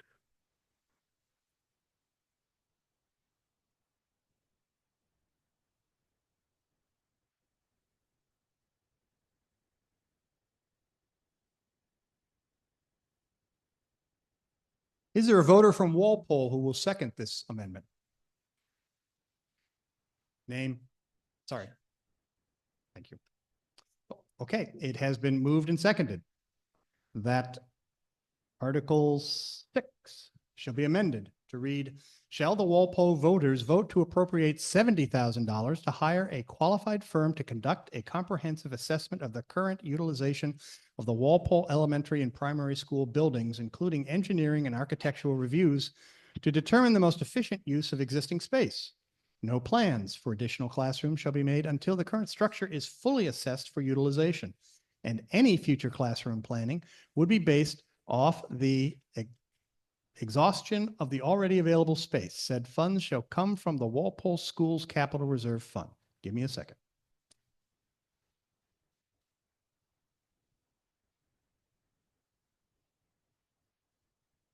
I rule this amendment in scope, and the amendment is properly before you. Will you discuss it?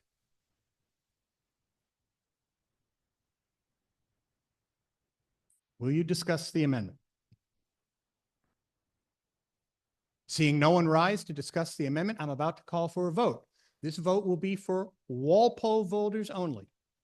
Walpole voters only. So if you don't have a Walpole voters card, please just sit quietly for a few moments. Does anybody want the amendment read again? Okay, one more time on the amendment. This would replace essentially Article 6. Am I correct, Wes? Yeah, okay. So this is essentially a replacement. Shall the Walpole voters vote to appropriate $70,000 to hire a qualified firm to conduct a comprehensive assessment of the current utilization of the Walpole Elementary and Primary School buildings, including engineering and architectural reviews to determine the most efficient use of existing space? No plans for additional classrooms shall be made until the current structure is fully assessed for utilization, and any future classroom planning would be based off the exhaustion of the already available space. Said funds come from the Walpole Schools Capital Reserve Fund. We're about to vote. Walpole voters, all those in favor of the amendment I just read, which would replace Article 6, please raise your voter cards. Remember, just Walpole voters.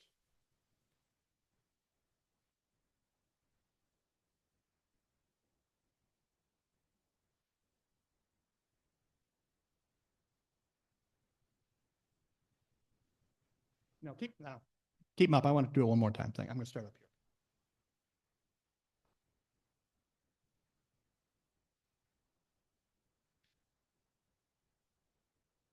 Okay, that's what I thought. Good. Down cards, please. Walpole voters opposed to the amendment. Please raise your cards.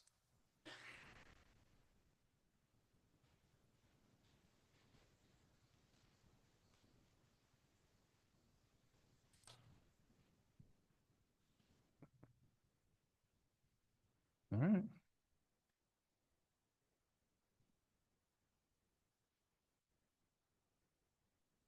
My count is those in favor, 13, those opposed, 15.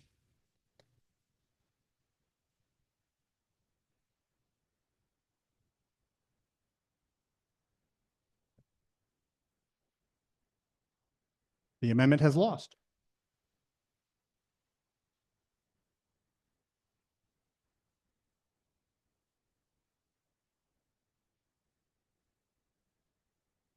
Article 6 in its original form is still properly before you. Will you discuss it? Cheryl Mayberry, Town of Walpole. I believe the amendment was meant to expand the use of the funding.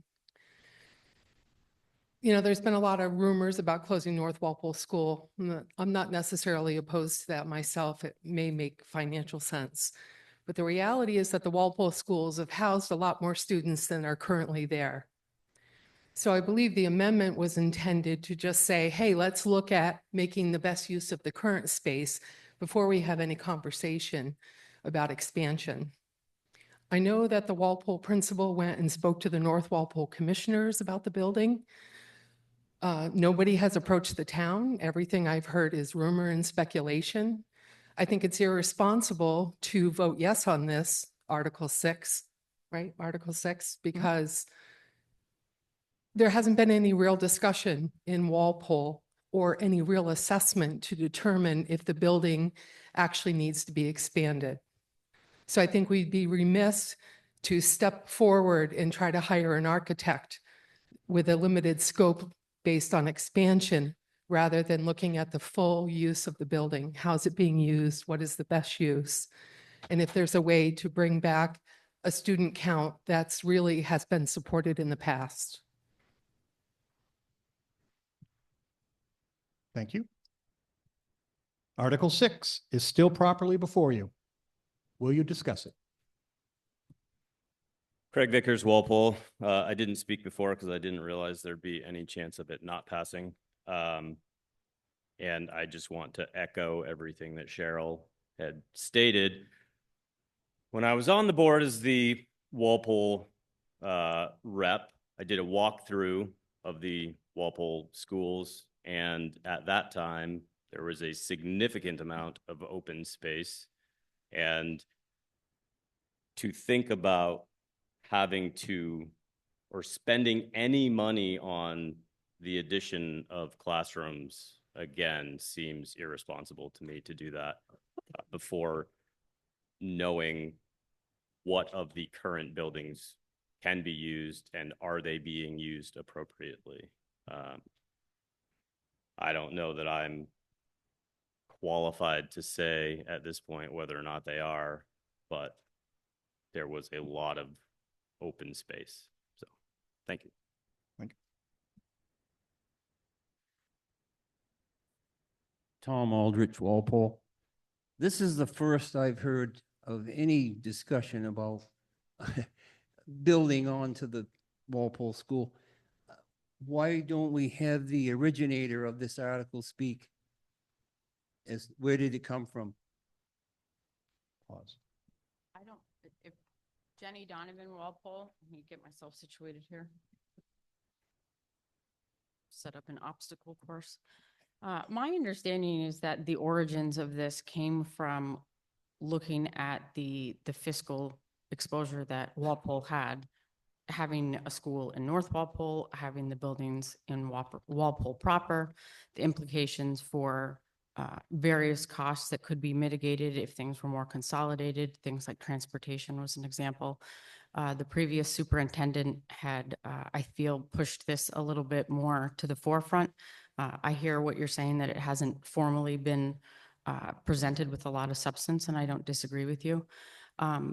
I think to also address some of the previous comments, my initial reticence in approving what seems like a common sense amendment is I don't see how you could double the work and not change the cost.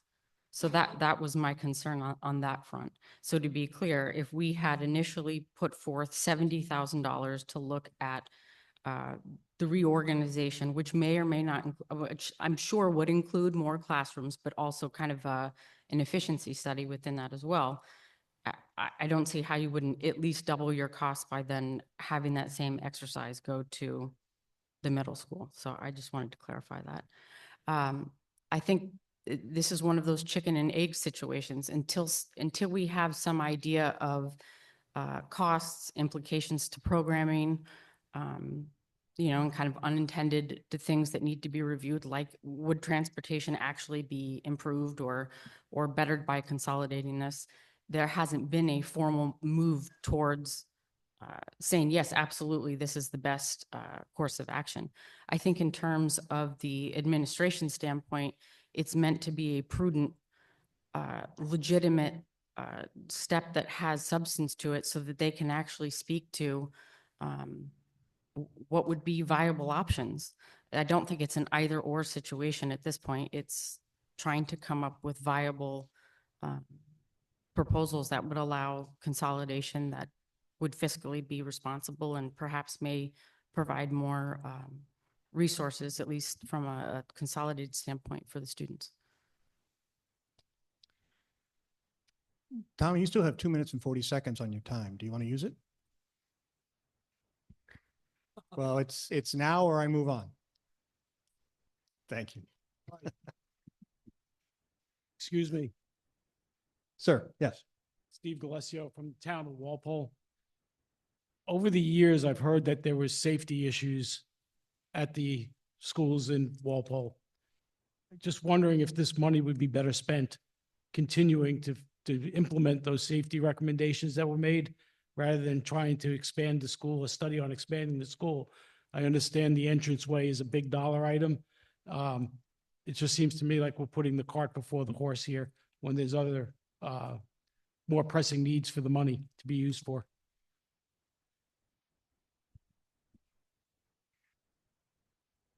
Article 6 is still properly before you. Will you continue to discuss it? You've been up on this once before. Yep.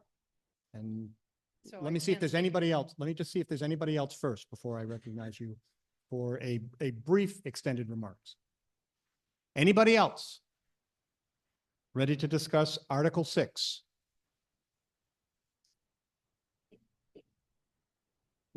Okay, you can again, but please keep them brief. Yes, I will be brief. Cheryl Mayberry, Town of Walpole. I just want to support what the Budget Committee member, Steve Delesio, said about putting the cart before the horse. And in relation to Jennifer's comments, I don't think anyone disagrees that if we were to eventually agree to close North Walpole School as a town, because it does require town vote, that there would be a savings. But that's not what this article says. It says to hire a qualified firm to prepare engineering and architectural drawings to facilitate expansion of the Walpole Primary School. That's what it says. It doesn't talk about the other, the trickle-down effect. If we were to expand on the school, the article is to put $70,000 towards looking at expansion when we haven't really looked at the school's use and capacity. I think we'd, again, be remiss if we voted yes on this. Mr. Moderator, may I speak to that? I'm trying to be respectful of people's times and their opinions, but we are talking about an amendment which its determination has already been brought to us by the voters at this deliberative session. So if you have really quick response, otherwise I'd like to go back to discuss Article 6, No, I'm fine not with the that. proposed amendment that was defeated by the voters. Fair enough, sir. That's fine.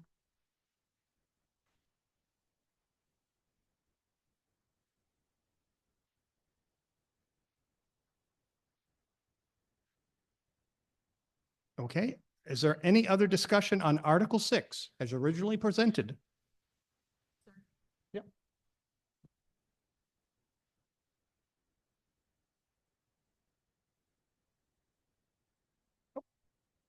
Justin Casarino, Walpole. Sure. I'd just like to speak and kind of echo what school board member Jenny Donovan said about how last year with previous superintendent, we were asked to really look into the consolidation. So this is something that we did. My goal is to always have enough information to make an appropriate decision for our students, community, and everything. And if I came forward saying we're looking to close the North Walpole School, okay, what's your plan? We don't know yet. This is what we're thinking. Okay, I want to have precise decisions and everything ready for us.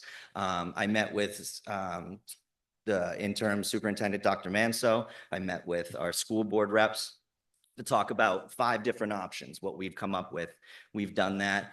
This was one of our options, looking at North Walpole or the Walpole Elementary School combining. Now, yes, you can do that. You have classrooms, but there's other things that you have to think about as well of removing LEAP as in that class, in that school, because there's not enough space, because you have to have second graders on the bottom floor. Significant things about that as well. So there's a lot of things that you have to think about to go along with this, but you can't just assume because there's the rooms, that just makes it work. So this is one of the pieces. We've had multiple site-based meetings every single month, just like the town holds meetings every week to discuss these options. We have family members that have been at every single one. We've been discussing this for over a year now. We've gotten information out the best that we can. you know, we try to do what's best so that every single community member and family member understands what's going on. And we're having these internal discussions and then bringing it to our site-based meetings to make sure that they understand those decisions as well. And they're a part of those discussions. I went to the North Walpole commissioners, spoke with them. I have not gone to the town of Walpole's selectmen, did give them a document to explain that or explain what our thoughts were and everything around that. But this is something that we've been talking about for over a year now, and having those discussions of what's best. So I think this was another area of let's present this to the public so that they have a clear understanding of what we're really looking for, instead of just saying, well, we could do this, we could do this, and we can add that. Thank you.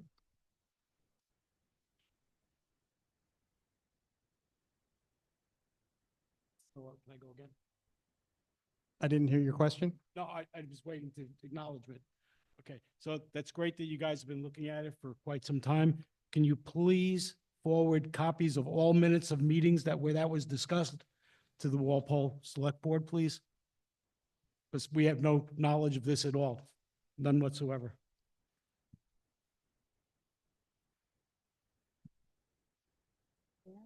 May I ask a follow-up question to that?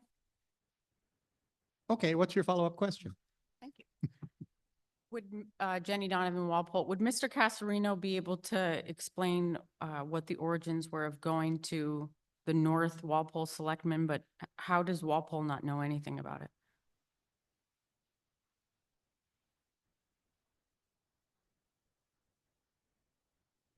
Yep, Justin Casarino Walpole.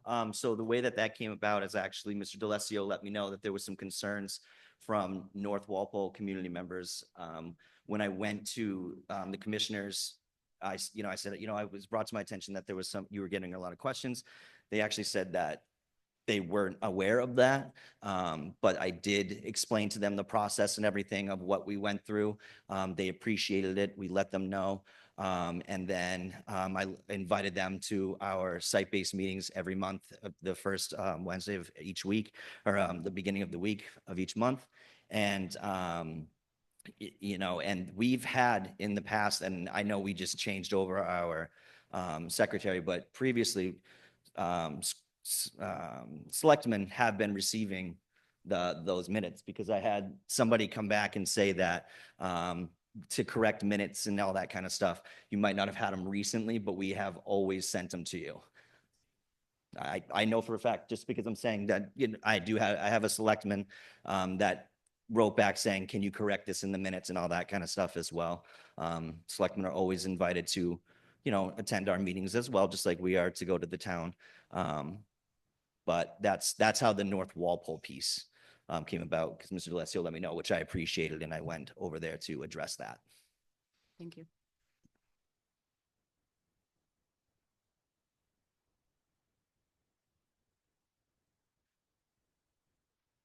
Article 6 is still properly before you.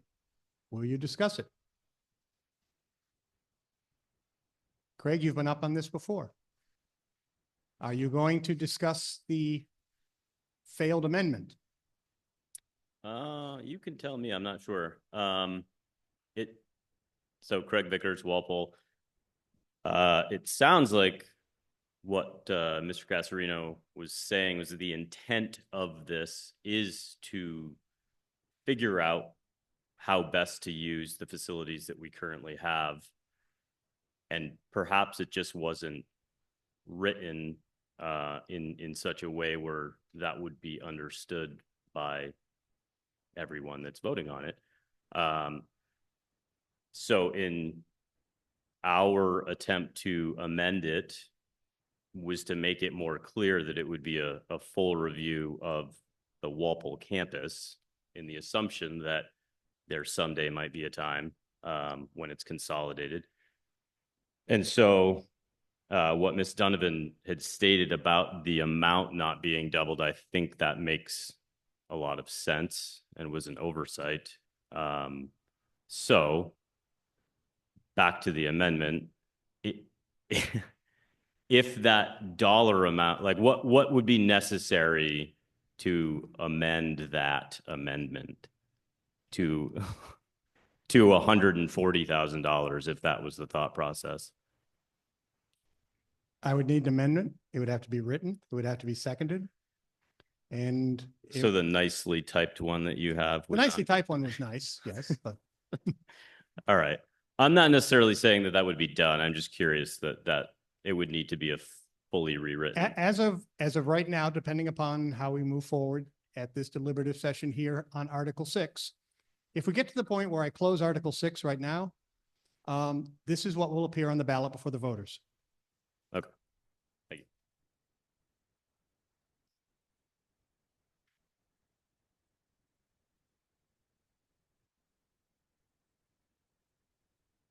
Article 6 is still properly before you. Will you continue to discuss it?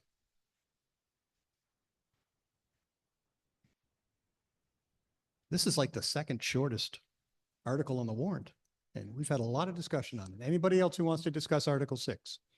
Not seeing anybody rise for further discussion of Article 6, I'm about to close Article 6. I hereby close Article 6 and order it printed to the ballot. Article 7. Shall the district vote to appropriate $24,000 for capital improvements to the Fall Mountain Regional High School to replace inlet to septic tank, with said funds to come from the Fall Mountain Regional High School Capital Reserve Fund? The school board recommends this article by a vote of 6 yes, 0 no, 1 absent. The budget committee recommends this article by a vote of 7 yes, 0 no, 1 absent. Article 7 is properly before you. Will you discuss it? All voters are eligible to discuss, to offer amendments, and to vote.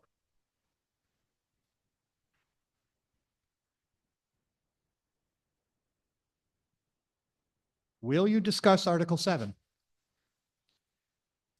Seeing no one rise to discuss Article 7, I'm about to close Article 7. I hereby close Article 7 and order it printed to the ballot. Article 8. Shall the district vote to appropriate $10,000 to hire a qualified firm to update engineering and architectural drawings for a secure entrance, office space, and auditorium updates to the Fall Mountain Regional High School, with said funds to come from the Fall Mountain Regional High School Capital Reserve Fund? The school board recommends this article by a vote of 6 yes, 0 no, 1 absent. The budget committee recommends this article by a vote of 5 yes, 2 no, 1 absent. Article 8 is properly before you. Will you discuss it?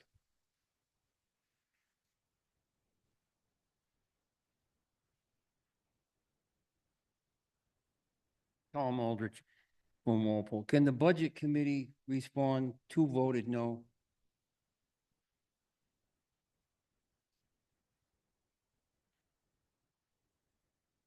At this time. Chris Spalding, I voted no. I voted no because it wasn't explained to me what exactly these drawings are going to be for and what we're going to utilize this additional office space or the stuff done to the auditorium. So with that, with the lack of information, I just voted no.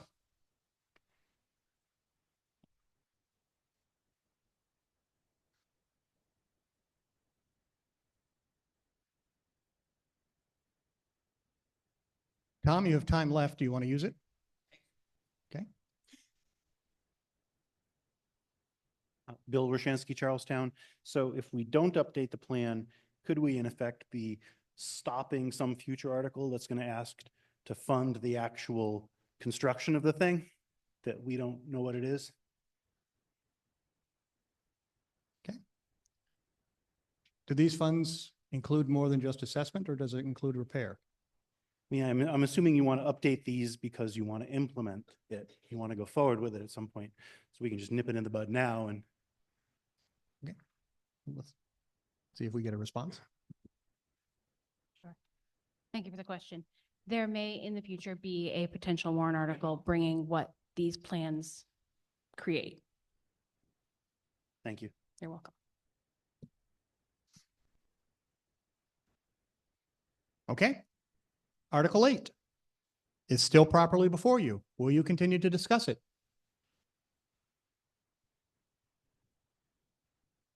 Seeing no one rise to discuss Article 8, I'm about to close Article 8.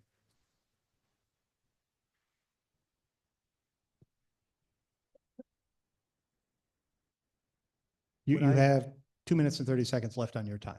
Would I be allowed to amend it using the mailer if I just crossed it off and put $0? I'm sorry, let me look at this and see what you're talking about. Yep, sorry.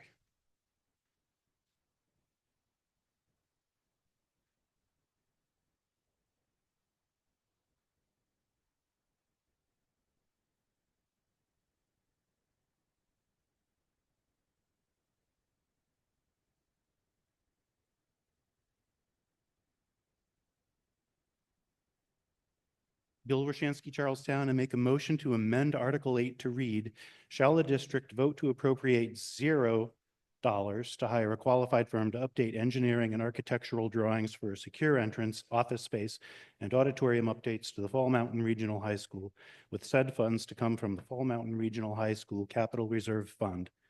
Would someone in the audience please second me? I'll take Okay. that. Is there somebody here who will second? And again, any voter is eligible to second.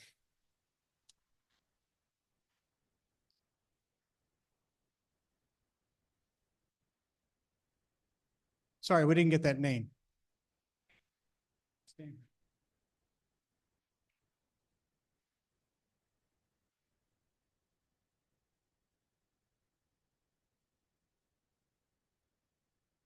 It has been moved and seconded to amend Article 8 by deleting the number $10,000 and replacing it with $0. So the article would read, shall the district vote to appropriate $0 to hire a qualified firm to update engineering and architectural drawings for secure entrance, office space, auditorium updates to the Fall Mountain Regional High School, with said funds to come from the Fall Mountain Regional High School Capital Reserve Fund. The amendment is properly before you. The amendment to change the number $10,000 to $0. Will you discuss it? I'm going here first. Hi, Judy Aaron from Ackworth. I have a question about this article insofar as it specifies to update engineering and architectural drawings for secure entrance. So that assumes that there have already been engineering and architectural drawings prepared. I'd like to know when those were done and how much it costs the district to do that. Thank you. Okay.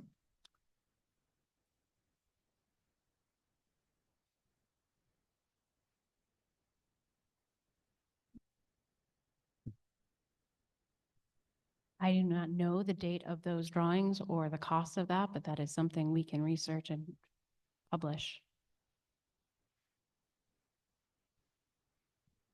Judy, you still have 2 minutes and some odd. Okay. Mary Henry Langdon. I'd like to say security is a very important part. And I know that it's becoming a mandatory part of educational system. I believe that, or from what I understand, the office space is part of that front entrance. So I'm sure that's part of the renovations and that's why it's listed. As far as the auditorium, I don't know, but I'm sure there are updates that need to be done in here as well. But I do not support the change to $0.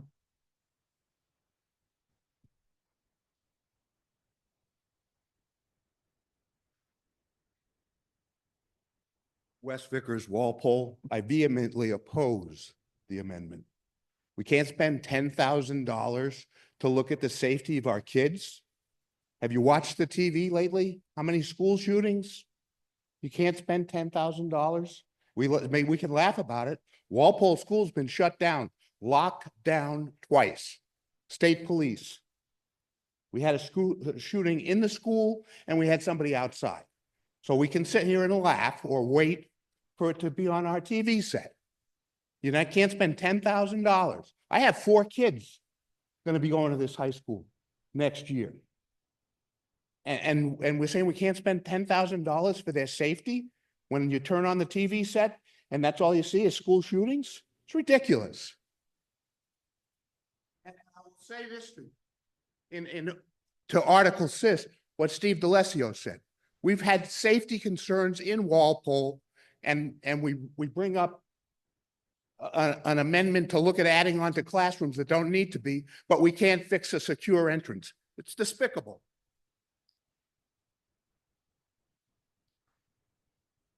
The amendment to Article 8 is still properly before you. The amendment would amend the dollar figure of $10,000 in Article 8 to $0. Will you continue to discuss it?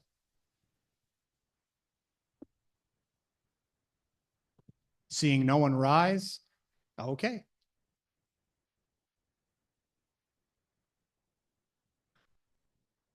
Rebecca Fort Gang Langdon. So I work here, for those of you that don't know, and I think maybe people don't understand what the secure entrance looks like during the day. So as you guys walked in, you walked into like black glass atrium area. The first door that you walked in is unlocked, and people walk up to the second door by the desk where you picked up things. You cannot talk to somebody unless you open that second door, meaning you are opening up the school building to anyone in order to even communicate with them.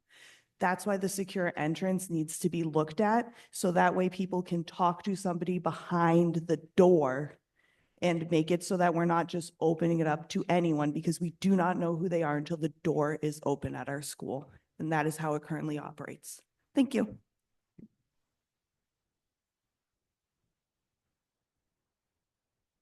The amendment is still properly before you. Mr. Moderator, Yes. Okay.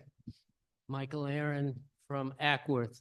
I am opposed to this amendment on general principles that the few people that are in this room who vote on that amendment and make it pass will give the voters that are actually voting on March 11th no choice. So you want to give the most people any kind of choice, and that's not just this amendment, but others that bring the number down to 0. This is not a good thing to do.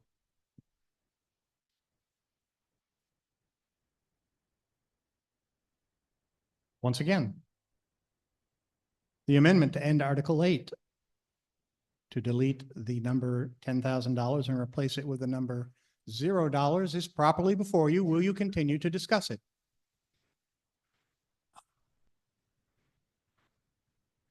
Come on.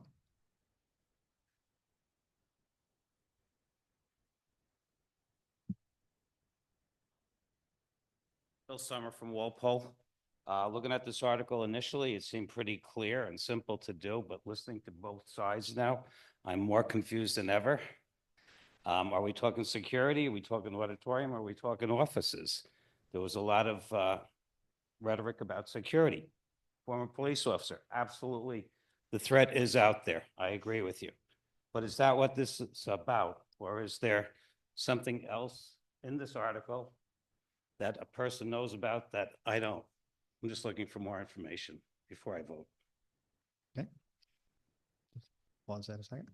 Does anybody want to comment on the other aspects of Article 8 that would be included in the engineering and architectural drawings, including office space and auditorium updates? Hello. Yes. Sarah Edmonds, principal of Fall Mountain High School. Yes. I want to make clear that the office space is part of the secure entrance. To make sure that there's someone sitting out where they can see what's happening, we would have to redo that area. That's part of it. The addition of the auditorium is just something that we were looking into, not necessarily something that we can do, but to be clear, the office space and the secure entrance are one and the same. They will work together.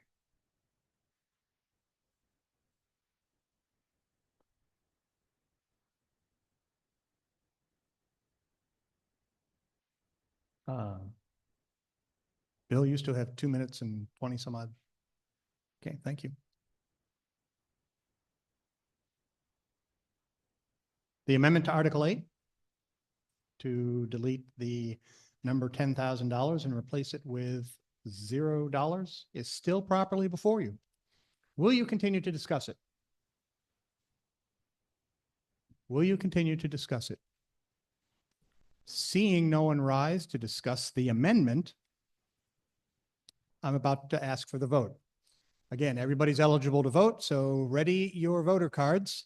All those in favor of the amendment that would delete the number $10,000 and replace it with $0 in Article 8, making no other changes, please raise your voter card in favor of the amendment.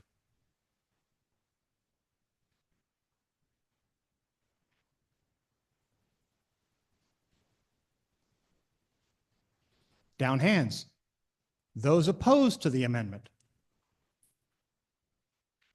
Okay, I'm not going to count. Well, the amendment fails. And we're back to Article 8 as it originally appears. Is there any further discussion on Article 8? Further discussion on Article 8? Seeing no one rise to discuss Article, okay, good.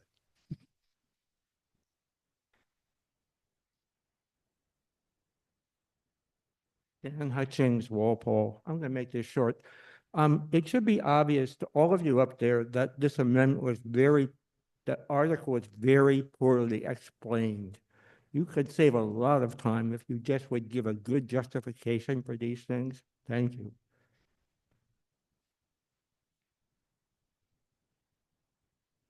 Article 8 is still properly before you as originally printed. Does anybody else want to rise and discuss it? Seeing no one rise to discuss Article 8, I'm about to close Article 8. I hereby close Article 8 and order it printed to the ballot as originally drafted. Article 9. Shall the district vote to raise and appropriate up to $250,000 to be placed in the district's capital reserve funds with the breakdown as follows: 7.17% up to $17,922 to be added to the Ackworth Capital Reserve Fund, 13.50% up to $33,754 to be added to the Ulstead Capital Reserve Fund, 45.74% up to $114,356 to be added to the Charlestown Capital Reserve Fund, 5.23% up to $13,072 to be added to the Langdon Capital Reserve Fund, 28.36% up to $70,896 to be added to the Walpole Capital Reserve Fund, with said funds to come solely from any year-end unassigned general fund balances. These funds are to be held by the trustees of the trust funds in the respective towns, and no withdrawals shall be made without consent of the voters. The school board recommends this article by a vote of 5 yes, 1 no, 1 absent. The budget committee recommends this article by a vote of 2 yes, 5 no, 1 absent. Article 9 is now properly before you. Will you discuss it?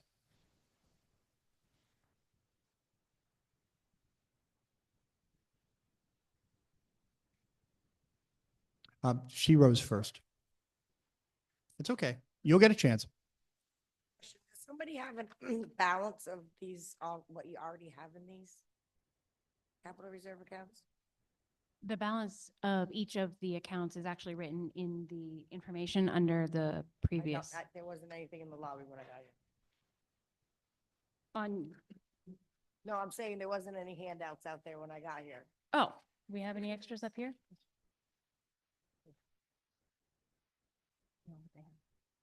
Thank you. I'll find it. Thank Yeah, you. in the interest of time, I haven't been reading the additional information parts of the warrant article issues. Jamie Shan, Charlestown. So this one kind of didn't really want to speak to it, but there's a couple of things that I do want to touch on. The first one, we're gonna go back. You need to come a little closer to the mic, please. My apologies. The first Our one, video crew is also hanging on your every word. yeah, I'm sure. The first one is I kind of want to go back to the initial presentation of the term tax neutral. I know it's legal, it's confirmed, it's kosher. I want to make sure that everyone understands that tax neutral doesn't mean that it's free. You have been taxed for it already. It's been paid for out of a savings account that we put into before. So for instance, we've had an article here for Charlestown for $106,000 that goes onto the balance, goes out tax neutral. Article 9, $114,000 is about to go back in. So while that one neutral, they're taking it from you here on this side. So yes, while it's there, I want everyone to understand that they're going to get it back in the capital reserve fund. And then number 2, something was mentioned earlier about zeroing out balances here and how that's not the proper thing to do. I agree, actually. I prefer larger voters to have that option. Unfortunately, we don't get the proper people here. But it also goes the other way. It happened tonight already. There was a $200,000 uptick on the budget here. That should have been left to the voters at large through the other towns. But the amendment was made tonight to do that. And so in response, I need to be responsible and we need to find that $200,000 somewhere. And that comes from the capital reserve tonight. I want to make an amendment to zero out the capital reserve. Shall the district vote to raise and appropriate $0 to be placed in the district capital reserve fund? The rest of it's unnecessary because there's no breakdown. You have that written? I do. And okay, let me see that.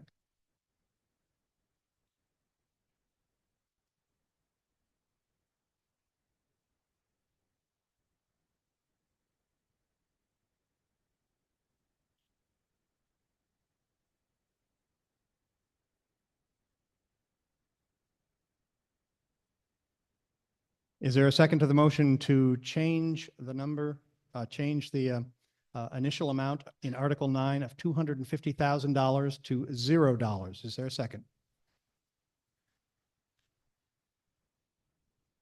Okay, it's been moved and seconded that we amend Article 9 to amend the number $250,000 to $0. Will you discuss the amendment?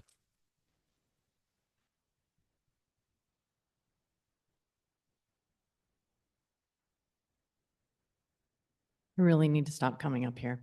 Mary Henry Langdon.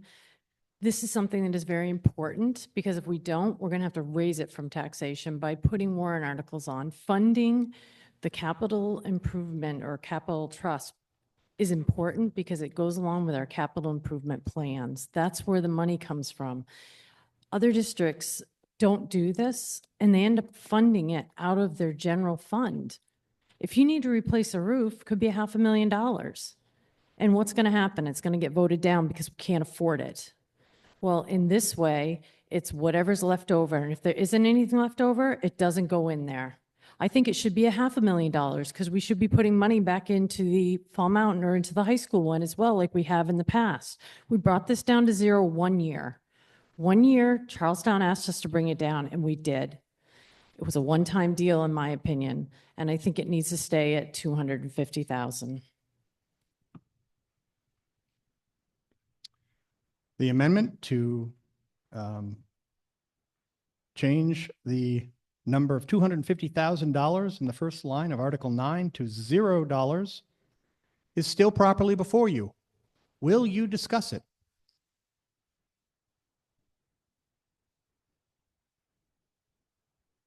Seeing no one rise to discuss the amendment, we will vote on the amendment. The amendment is to delete the number $250,000 and change it with $0 in the first line of Article 9, and the remainder of the article is unaffected by the wording of the article. Remainder of the article is unaffected. Okay, we shall vote. Please get your voter cards ready. All those in favor of the amendment to change the number $250,000 in the first line of Article 9 to $0, please raise your voter card. You are in favor of the amendment. Please keep them up.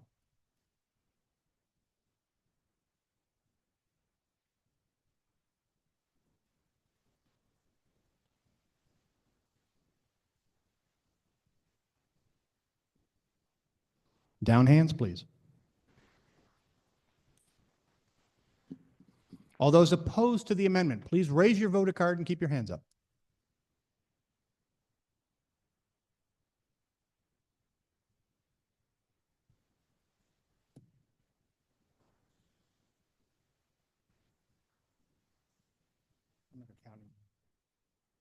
The amendment fails.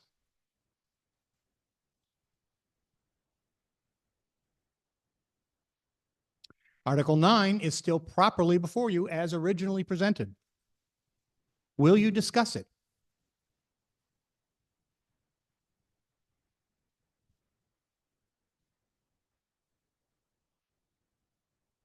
The Budget Committee. Tom, you got to give your name again. Tom Aldrich. Walpole. Yeah.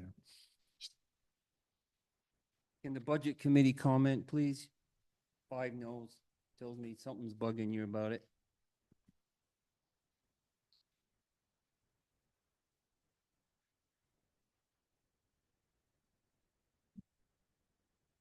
Mr. Moderator, Yes.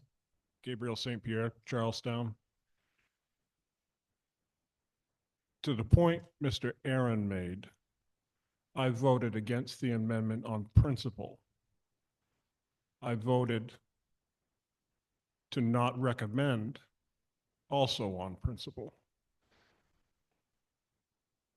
It is not for this body to remove an ultimate choice. An adjustment is one thing, but taking away all choice is separate in my mind altogether. My support against saving of capital reserve stands as a non-recommendation.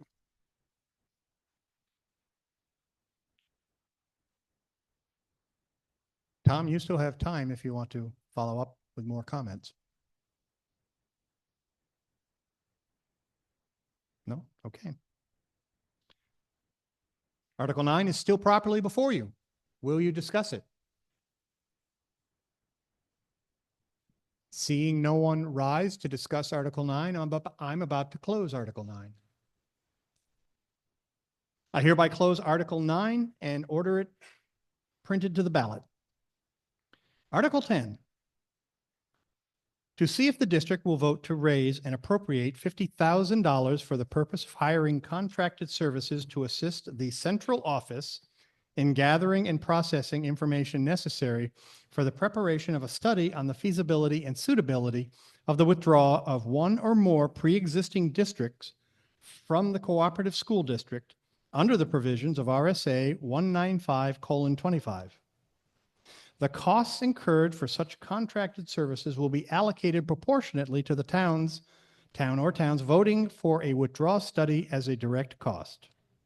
This article is contingent upon the passing of an article on the town or towns ballots that calls for the preparation of a withdrawal study pursuant to RSA 195:25. The school board recommends this article by a vote of 6 yes, 0 no, 1 absent. The Budget Committee recommends this article by a vote of 1 yes, 5 no, 1 absent, 1 abstain. Article 10 is properly before you. Will you discuss it?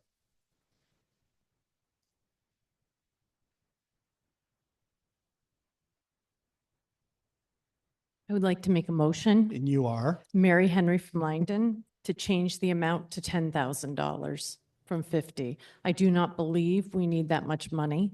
If you figure it out at $50 an hour, that's 1,000 hours. I know from the study last time, Jim Fenn put in time, but it certainly didn't amount to $50,000.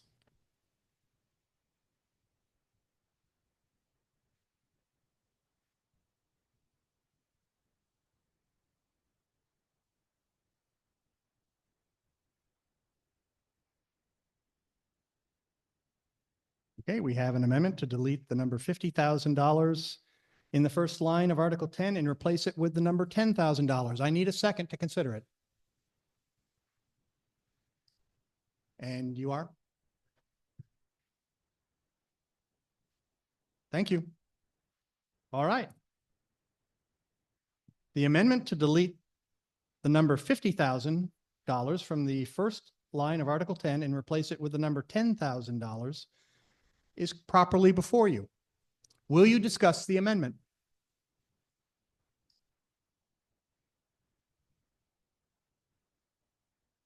Come on. Paxton, Alsted. I'm a selectman over there for a long time, and this took me completely by surprise. I know of no energy whatsoever in Alsted. No one's ever mentioned this. I've heard it being discussed in Walpole by, I guess, a small committee. And this is worded as if there's energy on the school board to dissolve the district. So could the district school board talk about where in the world this came from? It's like it's looking for something to happen here. And I just don't know where the energy came from. I'll address that, Mr. Saxon. Thanks for asking. So back in 2019, we did a study, a 195:25 study to study the feasibility of Charlestown withdrawing. And I was able to see that firsthand, how much work went into that study. What that involves is a selectman from every town and a school board member from every town who meets regularly for 180 days and makes a very detailed report that has to go before the State Board of Education if it at least passes the committee. What that study involved was a lot of information, of data mining, of gathering things, of interpreting them, of assessing all of the parts of our district. It was incredibly time consuming. What we are experiencing now is that our office is at a good capacity. They don't have the extra time to be gathering all of the reports as needed, to present them in as timely a fashion as 195:25 dictates, because it's very, very strict. The other concern is that there is more than one town who is considering this study on their warrant this year. What that will involve is four, actually, I believe it's only 3 completely different studies. All of those will have different reports, requests, and analysis. What we're asking for is the opportunity to have somebody who can serve that committee. That costs an additional money. Matt, you've got about 2 minutes and 15 seconds left on your time. Yeah, you say 3 towns, and Alsted is apparently one of those. And as it was explained to me, Alsted needs to plan in case Walpole votes to leave, because there will be a financial impact on the other towns that are left. But it's not like 3 towns, at least Alsted is not planning to leave the district. There's no interest in leaving the district. There's no interest in having an Alsted school board for the Alsted attendance area, if that's what it turns out to be. I just don't understand how a little movement in Walpole, which was described to me rightly or wrongly as a loud minority, can result in the school board thinking that there is general interest in dissolving the district. It just seems to be coming from almost nowhere, as nearly as I can tell. This article is in response to preparation for this study coming. It isn't being directed by the school board. We are required to respond if any one of our 5 towns directs a 195:25 study feasibility of withdrawal. So this is in preparation for what we may be asked to do by the voters of any particular town. And in this case, which town was that? Where did you get that official request? We know that Walpole has put this wording on their warrant. You've just told us that Alsted has and Langdon has as well. So it's up to the voters of each of those towns to decide if they want to direct the school district to start this feasibility study. Yeah, this has been going on a long time. The first year I was selectman, I spent an entire summer with Mr. Verone and talking about the withdrawal of Charlestown. And we came up with the the K-8 apportionment schedule, which we're still using as it's been amended over the years. And this is an old discussion, but it seemed to have died way down. And suddenly we're talking about 3 towns wanting to be out of the district, and that is not accurate. I mean, in our town, it's just self-defense. What happens if the unbelievable happens? What do we do next? That's why it's on our ballot. But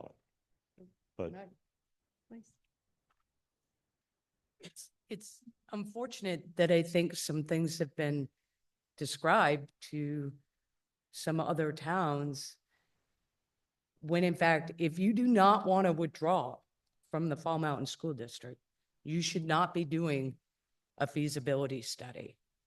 So when you do a feasibility study, you are preparing to potentially leave the district. So when Charlestown did this, they had, prior to coming to the feasibility study, they already had numbers, they had plans, they had ideas, they had thoughts. They came very, very much prepared to the feasibility study. And the minute the majority report came out, they were prepared to go to the State Board of Ed, which they did, and got approval to leave. That's what 195:25 is. So unless you're prepared to go to, you know, chances are the majority report will show that it's feasible for each town to leave.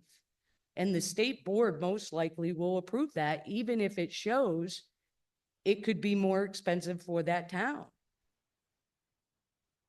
So if you have it on your town ballot and your town votes yes, that's what you're studying, is what it will look like for Ousted to leave Fall Mountain. right. Well, I'm not expecting that to happen. And I happen to be one of those unfortunate selectmen who get Matt, you got 18 seconds, and I had other people who rose to who speak at gets the same time. voted down 2-1 a lot. Thank you.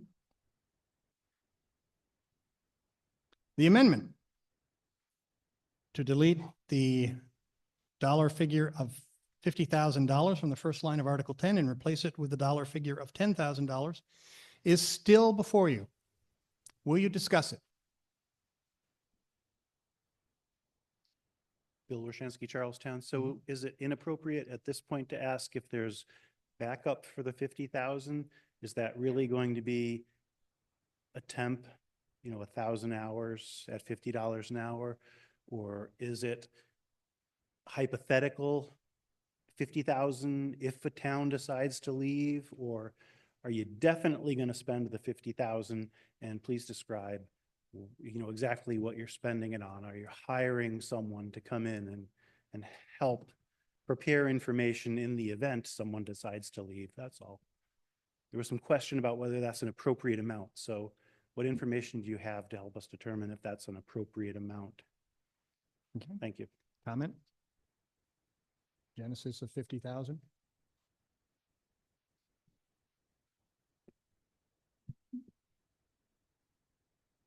That amount was discussed as an appropriate amount that would cover the costs should we have to hire an outside firm. That is not necessarily how it would shake out if this passes. So it covers the amount that would hire somebody to assist the committees. I don't have a quote from any outside firm such as Municipal Resources or such. Thank you. And then the second part of my question was, will that outside firm be hired? Absolutely. If this passes, or only if something triggers it? It's only if it's triggered by a vote in the towns that put the feasibility study on their warrant. If any one or more of them passes the study, it would trigger this article. Thank you. Mary Henry Langdon. I just don't see how it is efficient to hire an outside source to come in and pull reports out of our system. You have to allow them access. And then you have to do it. And I know municipal resources does not have someone that's going to come in and do that. They usually have BAs that come in, and I can tell you the BA I know doesn't do those things. So again, I don't quite understand why it would cost that much money or be that much time. I know Jim spent a lot of time, and I understand what goes into it. I was there. I went through those meetings. We didn't meet 180 days, but we met once a week to pull it together, and there was a lot. Last time the school district could not help with funding because they voted down the warrant article to hire an outside firm to do the study. That was the previous warrant article that year to pass. I'm not saying I'm for or against, but I am saying that I think $50,000 is too much. And I understand Lori is very busy in that office. I understand they've had turnover, but I also know that I feel they're understaffed. And that has not been taken care of either. When they had people leave, they left it that way. So again, I just think it needs to come down to 10,000.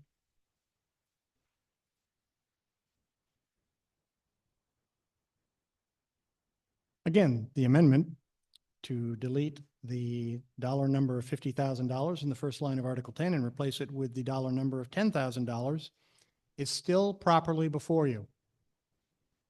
Will you discuss it?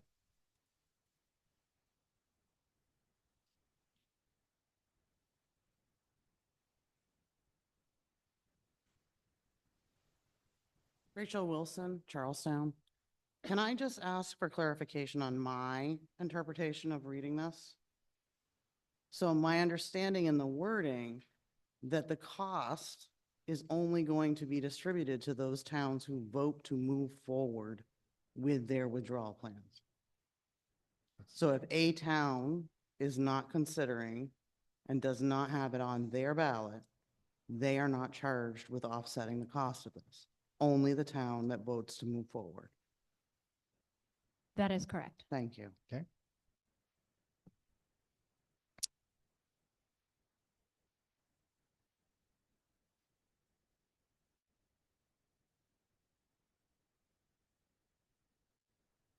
Bill Summer from Walpole. I think I'm going to be known as the stupidest person in town. I read these things and think they're pretty clear in the beginning. Then I start listening to people and I get more confused. When I was running for an office, one of the things I was running on to was listen to conversation about Walpole leaving the district. I hadn't had an opinion one way or another. It was to be honestly listened to. And that's why I went to Allsted a couple of weeks ago, and there was a presentation there. I got more information. I'm here tonight to get more information about my school district. I have no kids or grandchildren here. I support education and security. What I'm seeing here, though, and I think this is more for the attorney up there, is that this article, and with the wording, feasibility and suitability of the withdrawal of one or more pre-existing districts, Walpole, that's going to be on the warrant, that they would be charged. We have a warrant out there to study leaving. So we don't even know if we want to leave. There's a grassroots movement towards it. Again, I don't know where that came from or what its motive is. But now if we in Walpole, so I'm clear, move to study to leave, the district is going to move to feasibly and suitably look at us and charge us for leaving. It sounds like there's a little bit of a conflict going to be arising here. And the only people who are going to pay for it are the taxpayers. And with all due respect, the only people who are going to make out are the attorneys or those who are data mining, okay? But the taxpayer is not. So I think this thing is beginning to develop a life of itself now. You know, running a monster as far as I'm concerned. That's all I want to say. If somebody could correct me, inform me, educate me, I'd appreciate it. Did you want a specific response to? If he'd like to, I'll take Okay, all we'll information. give a chance, see.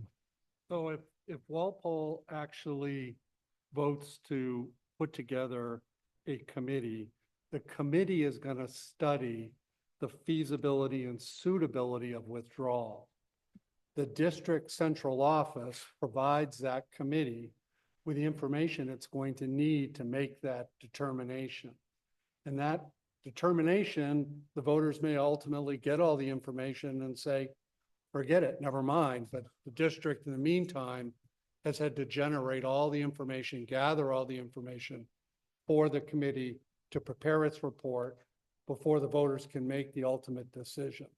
So this is all about funding the costs necessary to support the committee if one of the underlying communities decides to form the committee to begin with. There's also, sorry, there's also a little bit more to that, in that Walpole, your warrant is asking the school to do this study. The district to do this study. So Walpole has already done their study. Now they're going to yes.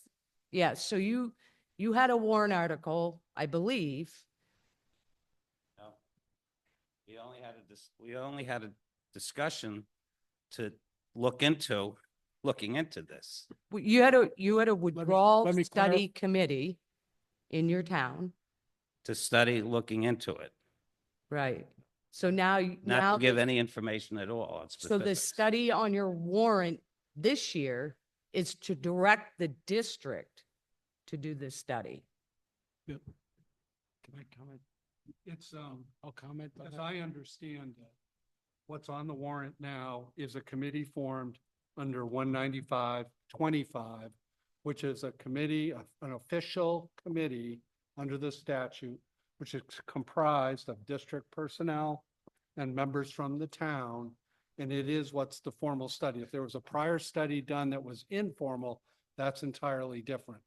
This is the first step in preparing a plan for withdrawal, and withdrawal doesn't occur unless the plan is approved by the voters at a subsequent meeting and also approved by the DOE. So would they be working together or against each other? It's a single committee comprised of a number of people that the statute requires the committee to work together. And it could very well involve a majority and minority reports depending on how that committee rules. So if we fund this, we are going to get clear answers? The answers are ultimately going to be in the hands of the Walpole voters if they form the committee. Thank you. Roy, can I speak? Yeah, Just hold for a minute. bring clarity because Bill is a little bit not clear. Last year at town meeting, the town voted to form a study committee to make a recommendation if it's practical or feasible or whatever it was, but a recommendation to whether we should withdraw or not. It was not bound in statutory requirements. It was just a study committee that was appointed by the select board that was approved by the voters at town meeting. The next step, that committee voted to recommend withdrawal. The next step is to place it on this year's ballot with a directive to the school administrative and the school district to form the study committee, a formal study committee with statutory requirements under 195-25. Once that report goes to the Department of Education, they make the next decision, and that decision will allow it to go to the ballot or not go to the ballot. So we're still several years away before you see any action on this. But I was on the Charlestown Withdrawal Committee, and I can tell you for sure, it's a lot of work. Please. Dan Hutchins, Walpole. Yeah, I was on that preliminary committee. And it was just is this a good idea or not? That's all it was. Informal, we cost the town nothing. We just spent a lot of our time. And now, I haven't read the warrant that's going to be on our ballot, but now under the law, we have a specific kind of committee that has to be formed. And it has to be comprised of what your lawyer has been talking about, specific people. That will cost money, but I don't know where that money is supposed to come from. I would expect that Walpole is going to pay a lot of it just because we're the ones that are interested in if we vote for it. And that's not clear yet. So I would go for the $10,000 myself.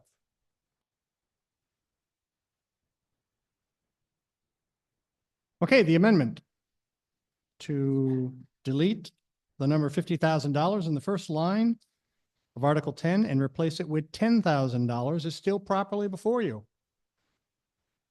Craig Vickers, Walpole. I have a question about the raising of the $50,000. Is that based on the percentage that the individual towns make up? It's split equally between the number of towns that choose to call for the study. So if one town votes in favor, then they would be responsible for the whole amount of 50 or 10 or $50,000, whatever we come to. If two, they would share the cost. If three, so on and so forth. So the money's not going to be raised for the district and then go back into the general fund if nobody votes for the withdrawal study? Correct. Okay.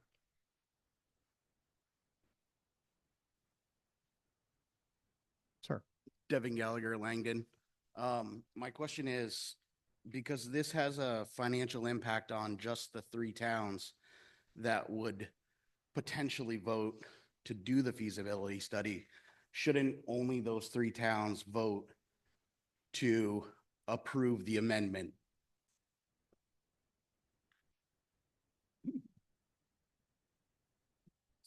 Since we don't know who's going to vote to do what, you have to just put it on as a general expense, but make it contingent.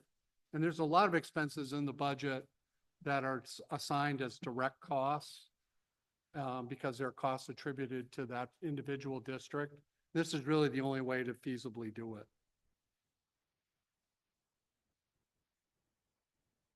But the only people, You have more time if you want to make your argument. The only people that will actually be responsible, only towns that be responsible for this cost are the ones that need the assistance of the central office. And if no assistance is needed from the central office, then no money will be spent.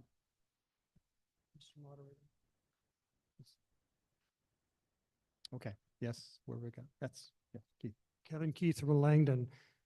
So just the opposite is true though. So this does affect the entire district, because if we vote this down, there are costs involved in doing this study. So if we vote this down and we go and one of the towns decides to do the study, then all 5 towns are going to pay for that study. But if we vote for this, whatever it's called, article, then just those towns that are requesting this study will be paying for that study.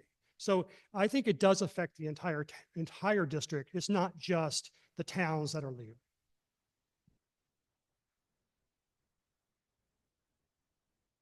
Mr. Moderator? I have somebody here. Jim Putnam from Walpole. So if we pass this amendment and we only raise $10,000 and the study costs $50,000, who absorbs that other $30,000? The entire district, correct? This isn't really for the actual preparation of the study. This is just to support the central office in providing information to the committee. The study is going to have to be drafted by the committee at the committee's expense. So at the committee's expense, if we don't raise enough, if we don't appropriate enough money with this warrant article, then how do we pay for it? Good question. Thank you. Yes, Mr. Henry. Jerry Henry, Langdon. And the opposite is true, that if it doesn't cost up to $50,000. Could you speak into the mic, because everybody If wants it to hear you. doesn't cost $50,000, the school could back charge those towns $50,000, even though it didn't cost $50,000. That's why I think $10,000 is appropriate, because you're right, it's going to cost some money, but I don't think it's going to take 1,000 hours at say $50 an hour. Even if you brought somebody in, like I can't remember who they are, you know, they're only $110 an hour. That's still 500 hours of time. You know, just to pull some reports, basically. I don't think it's going to be, 500 hours. So that's why I think 10,000 would be appropriate.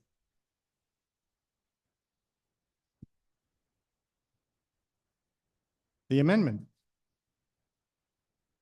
to amend the dollar figure of $50,000 in Article 10 and replace it with $10,000 is still properly before you. Will you continue to discuss it? You've already talked. I want to wait. If there's anybody else. And we're getting kind of late, so I want everybody to have their chance to speak, but I want to make sure that that opportunity is spread among as many people as possible.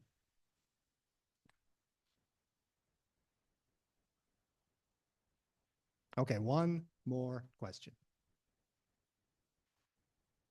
This really will affect how I Thank vote. You got to So, identify yourself, Bill. William Rashansky, There Charlestown. you go. If it becomes $10,000 and the actual cost is $30,000, then did I hear correctly that the towns who voted to do the withdrawal study would be charged the actual? Is that what I heard just a minute ago? Okay, I think what would likely happen is if the $10,000 was exhausted, it would probably fall on the shoulders of staff to try to fill that time. Or the board would have to find additional funding within the budget to have additional staff or additional personnel come in and assist the business office. Thank you. come on, man. One. The way it works in a town ballot is if the warrant article says $10,000 for the project, you don't spend $10,000 and a penny more. So there's that. My question is, what happens if this fails at 10,000 or 50,000? What happens to the study then?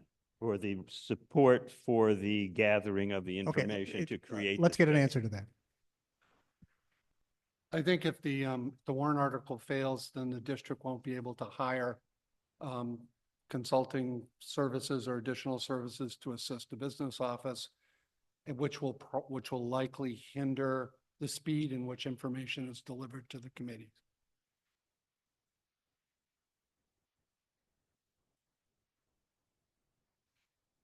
Okay, the amendment is still properly before you to delete the number $50,000 in the first line of Article 10 and replace it with the number $10,000 in the first line of Article 10, the remainder of the article being unchanged.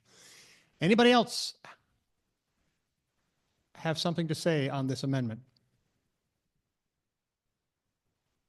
Seeing no one rise, I'm about to ask for a vote. Okay, get your voter cards ready. All those in favor of the amendment to delete the number $50,000 in the first line of Article 10 and replace it with the number $10,000 in Article 10, otherwise leaving the rest of the article unaffected, please raise your voter card. All those in favor of the amendment.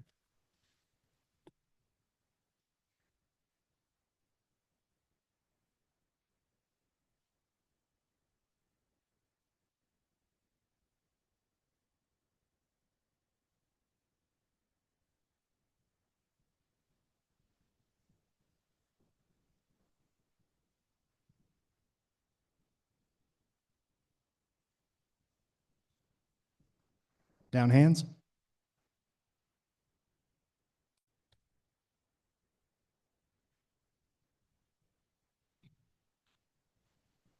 All those opposed to the amendment, please raise your voter cards.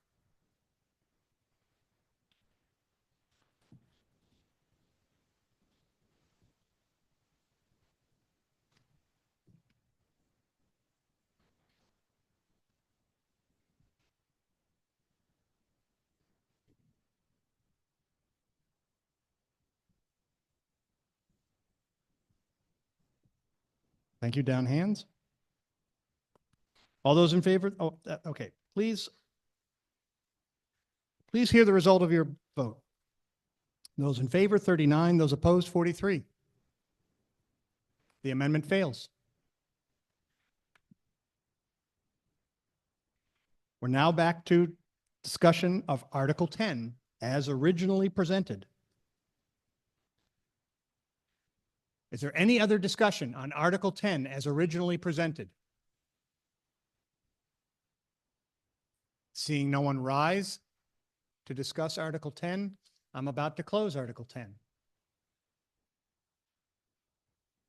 I hereby close Article 10 and order it printed to the ballot.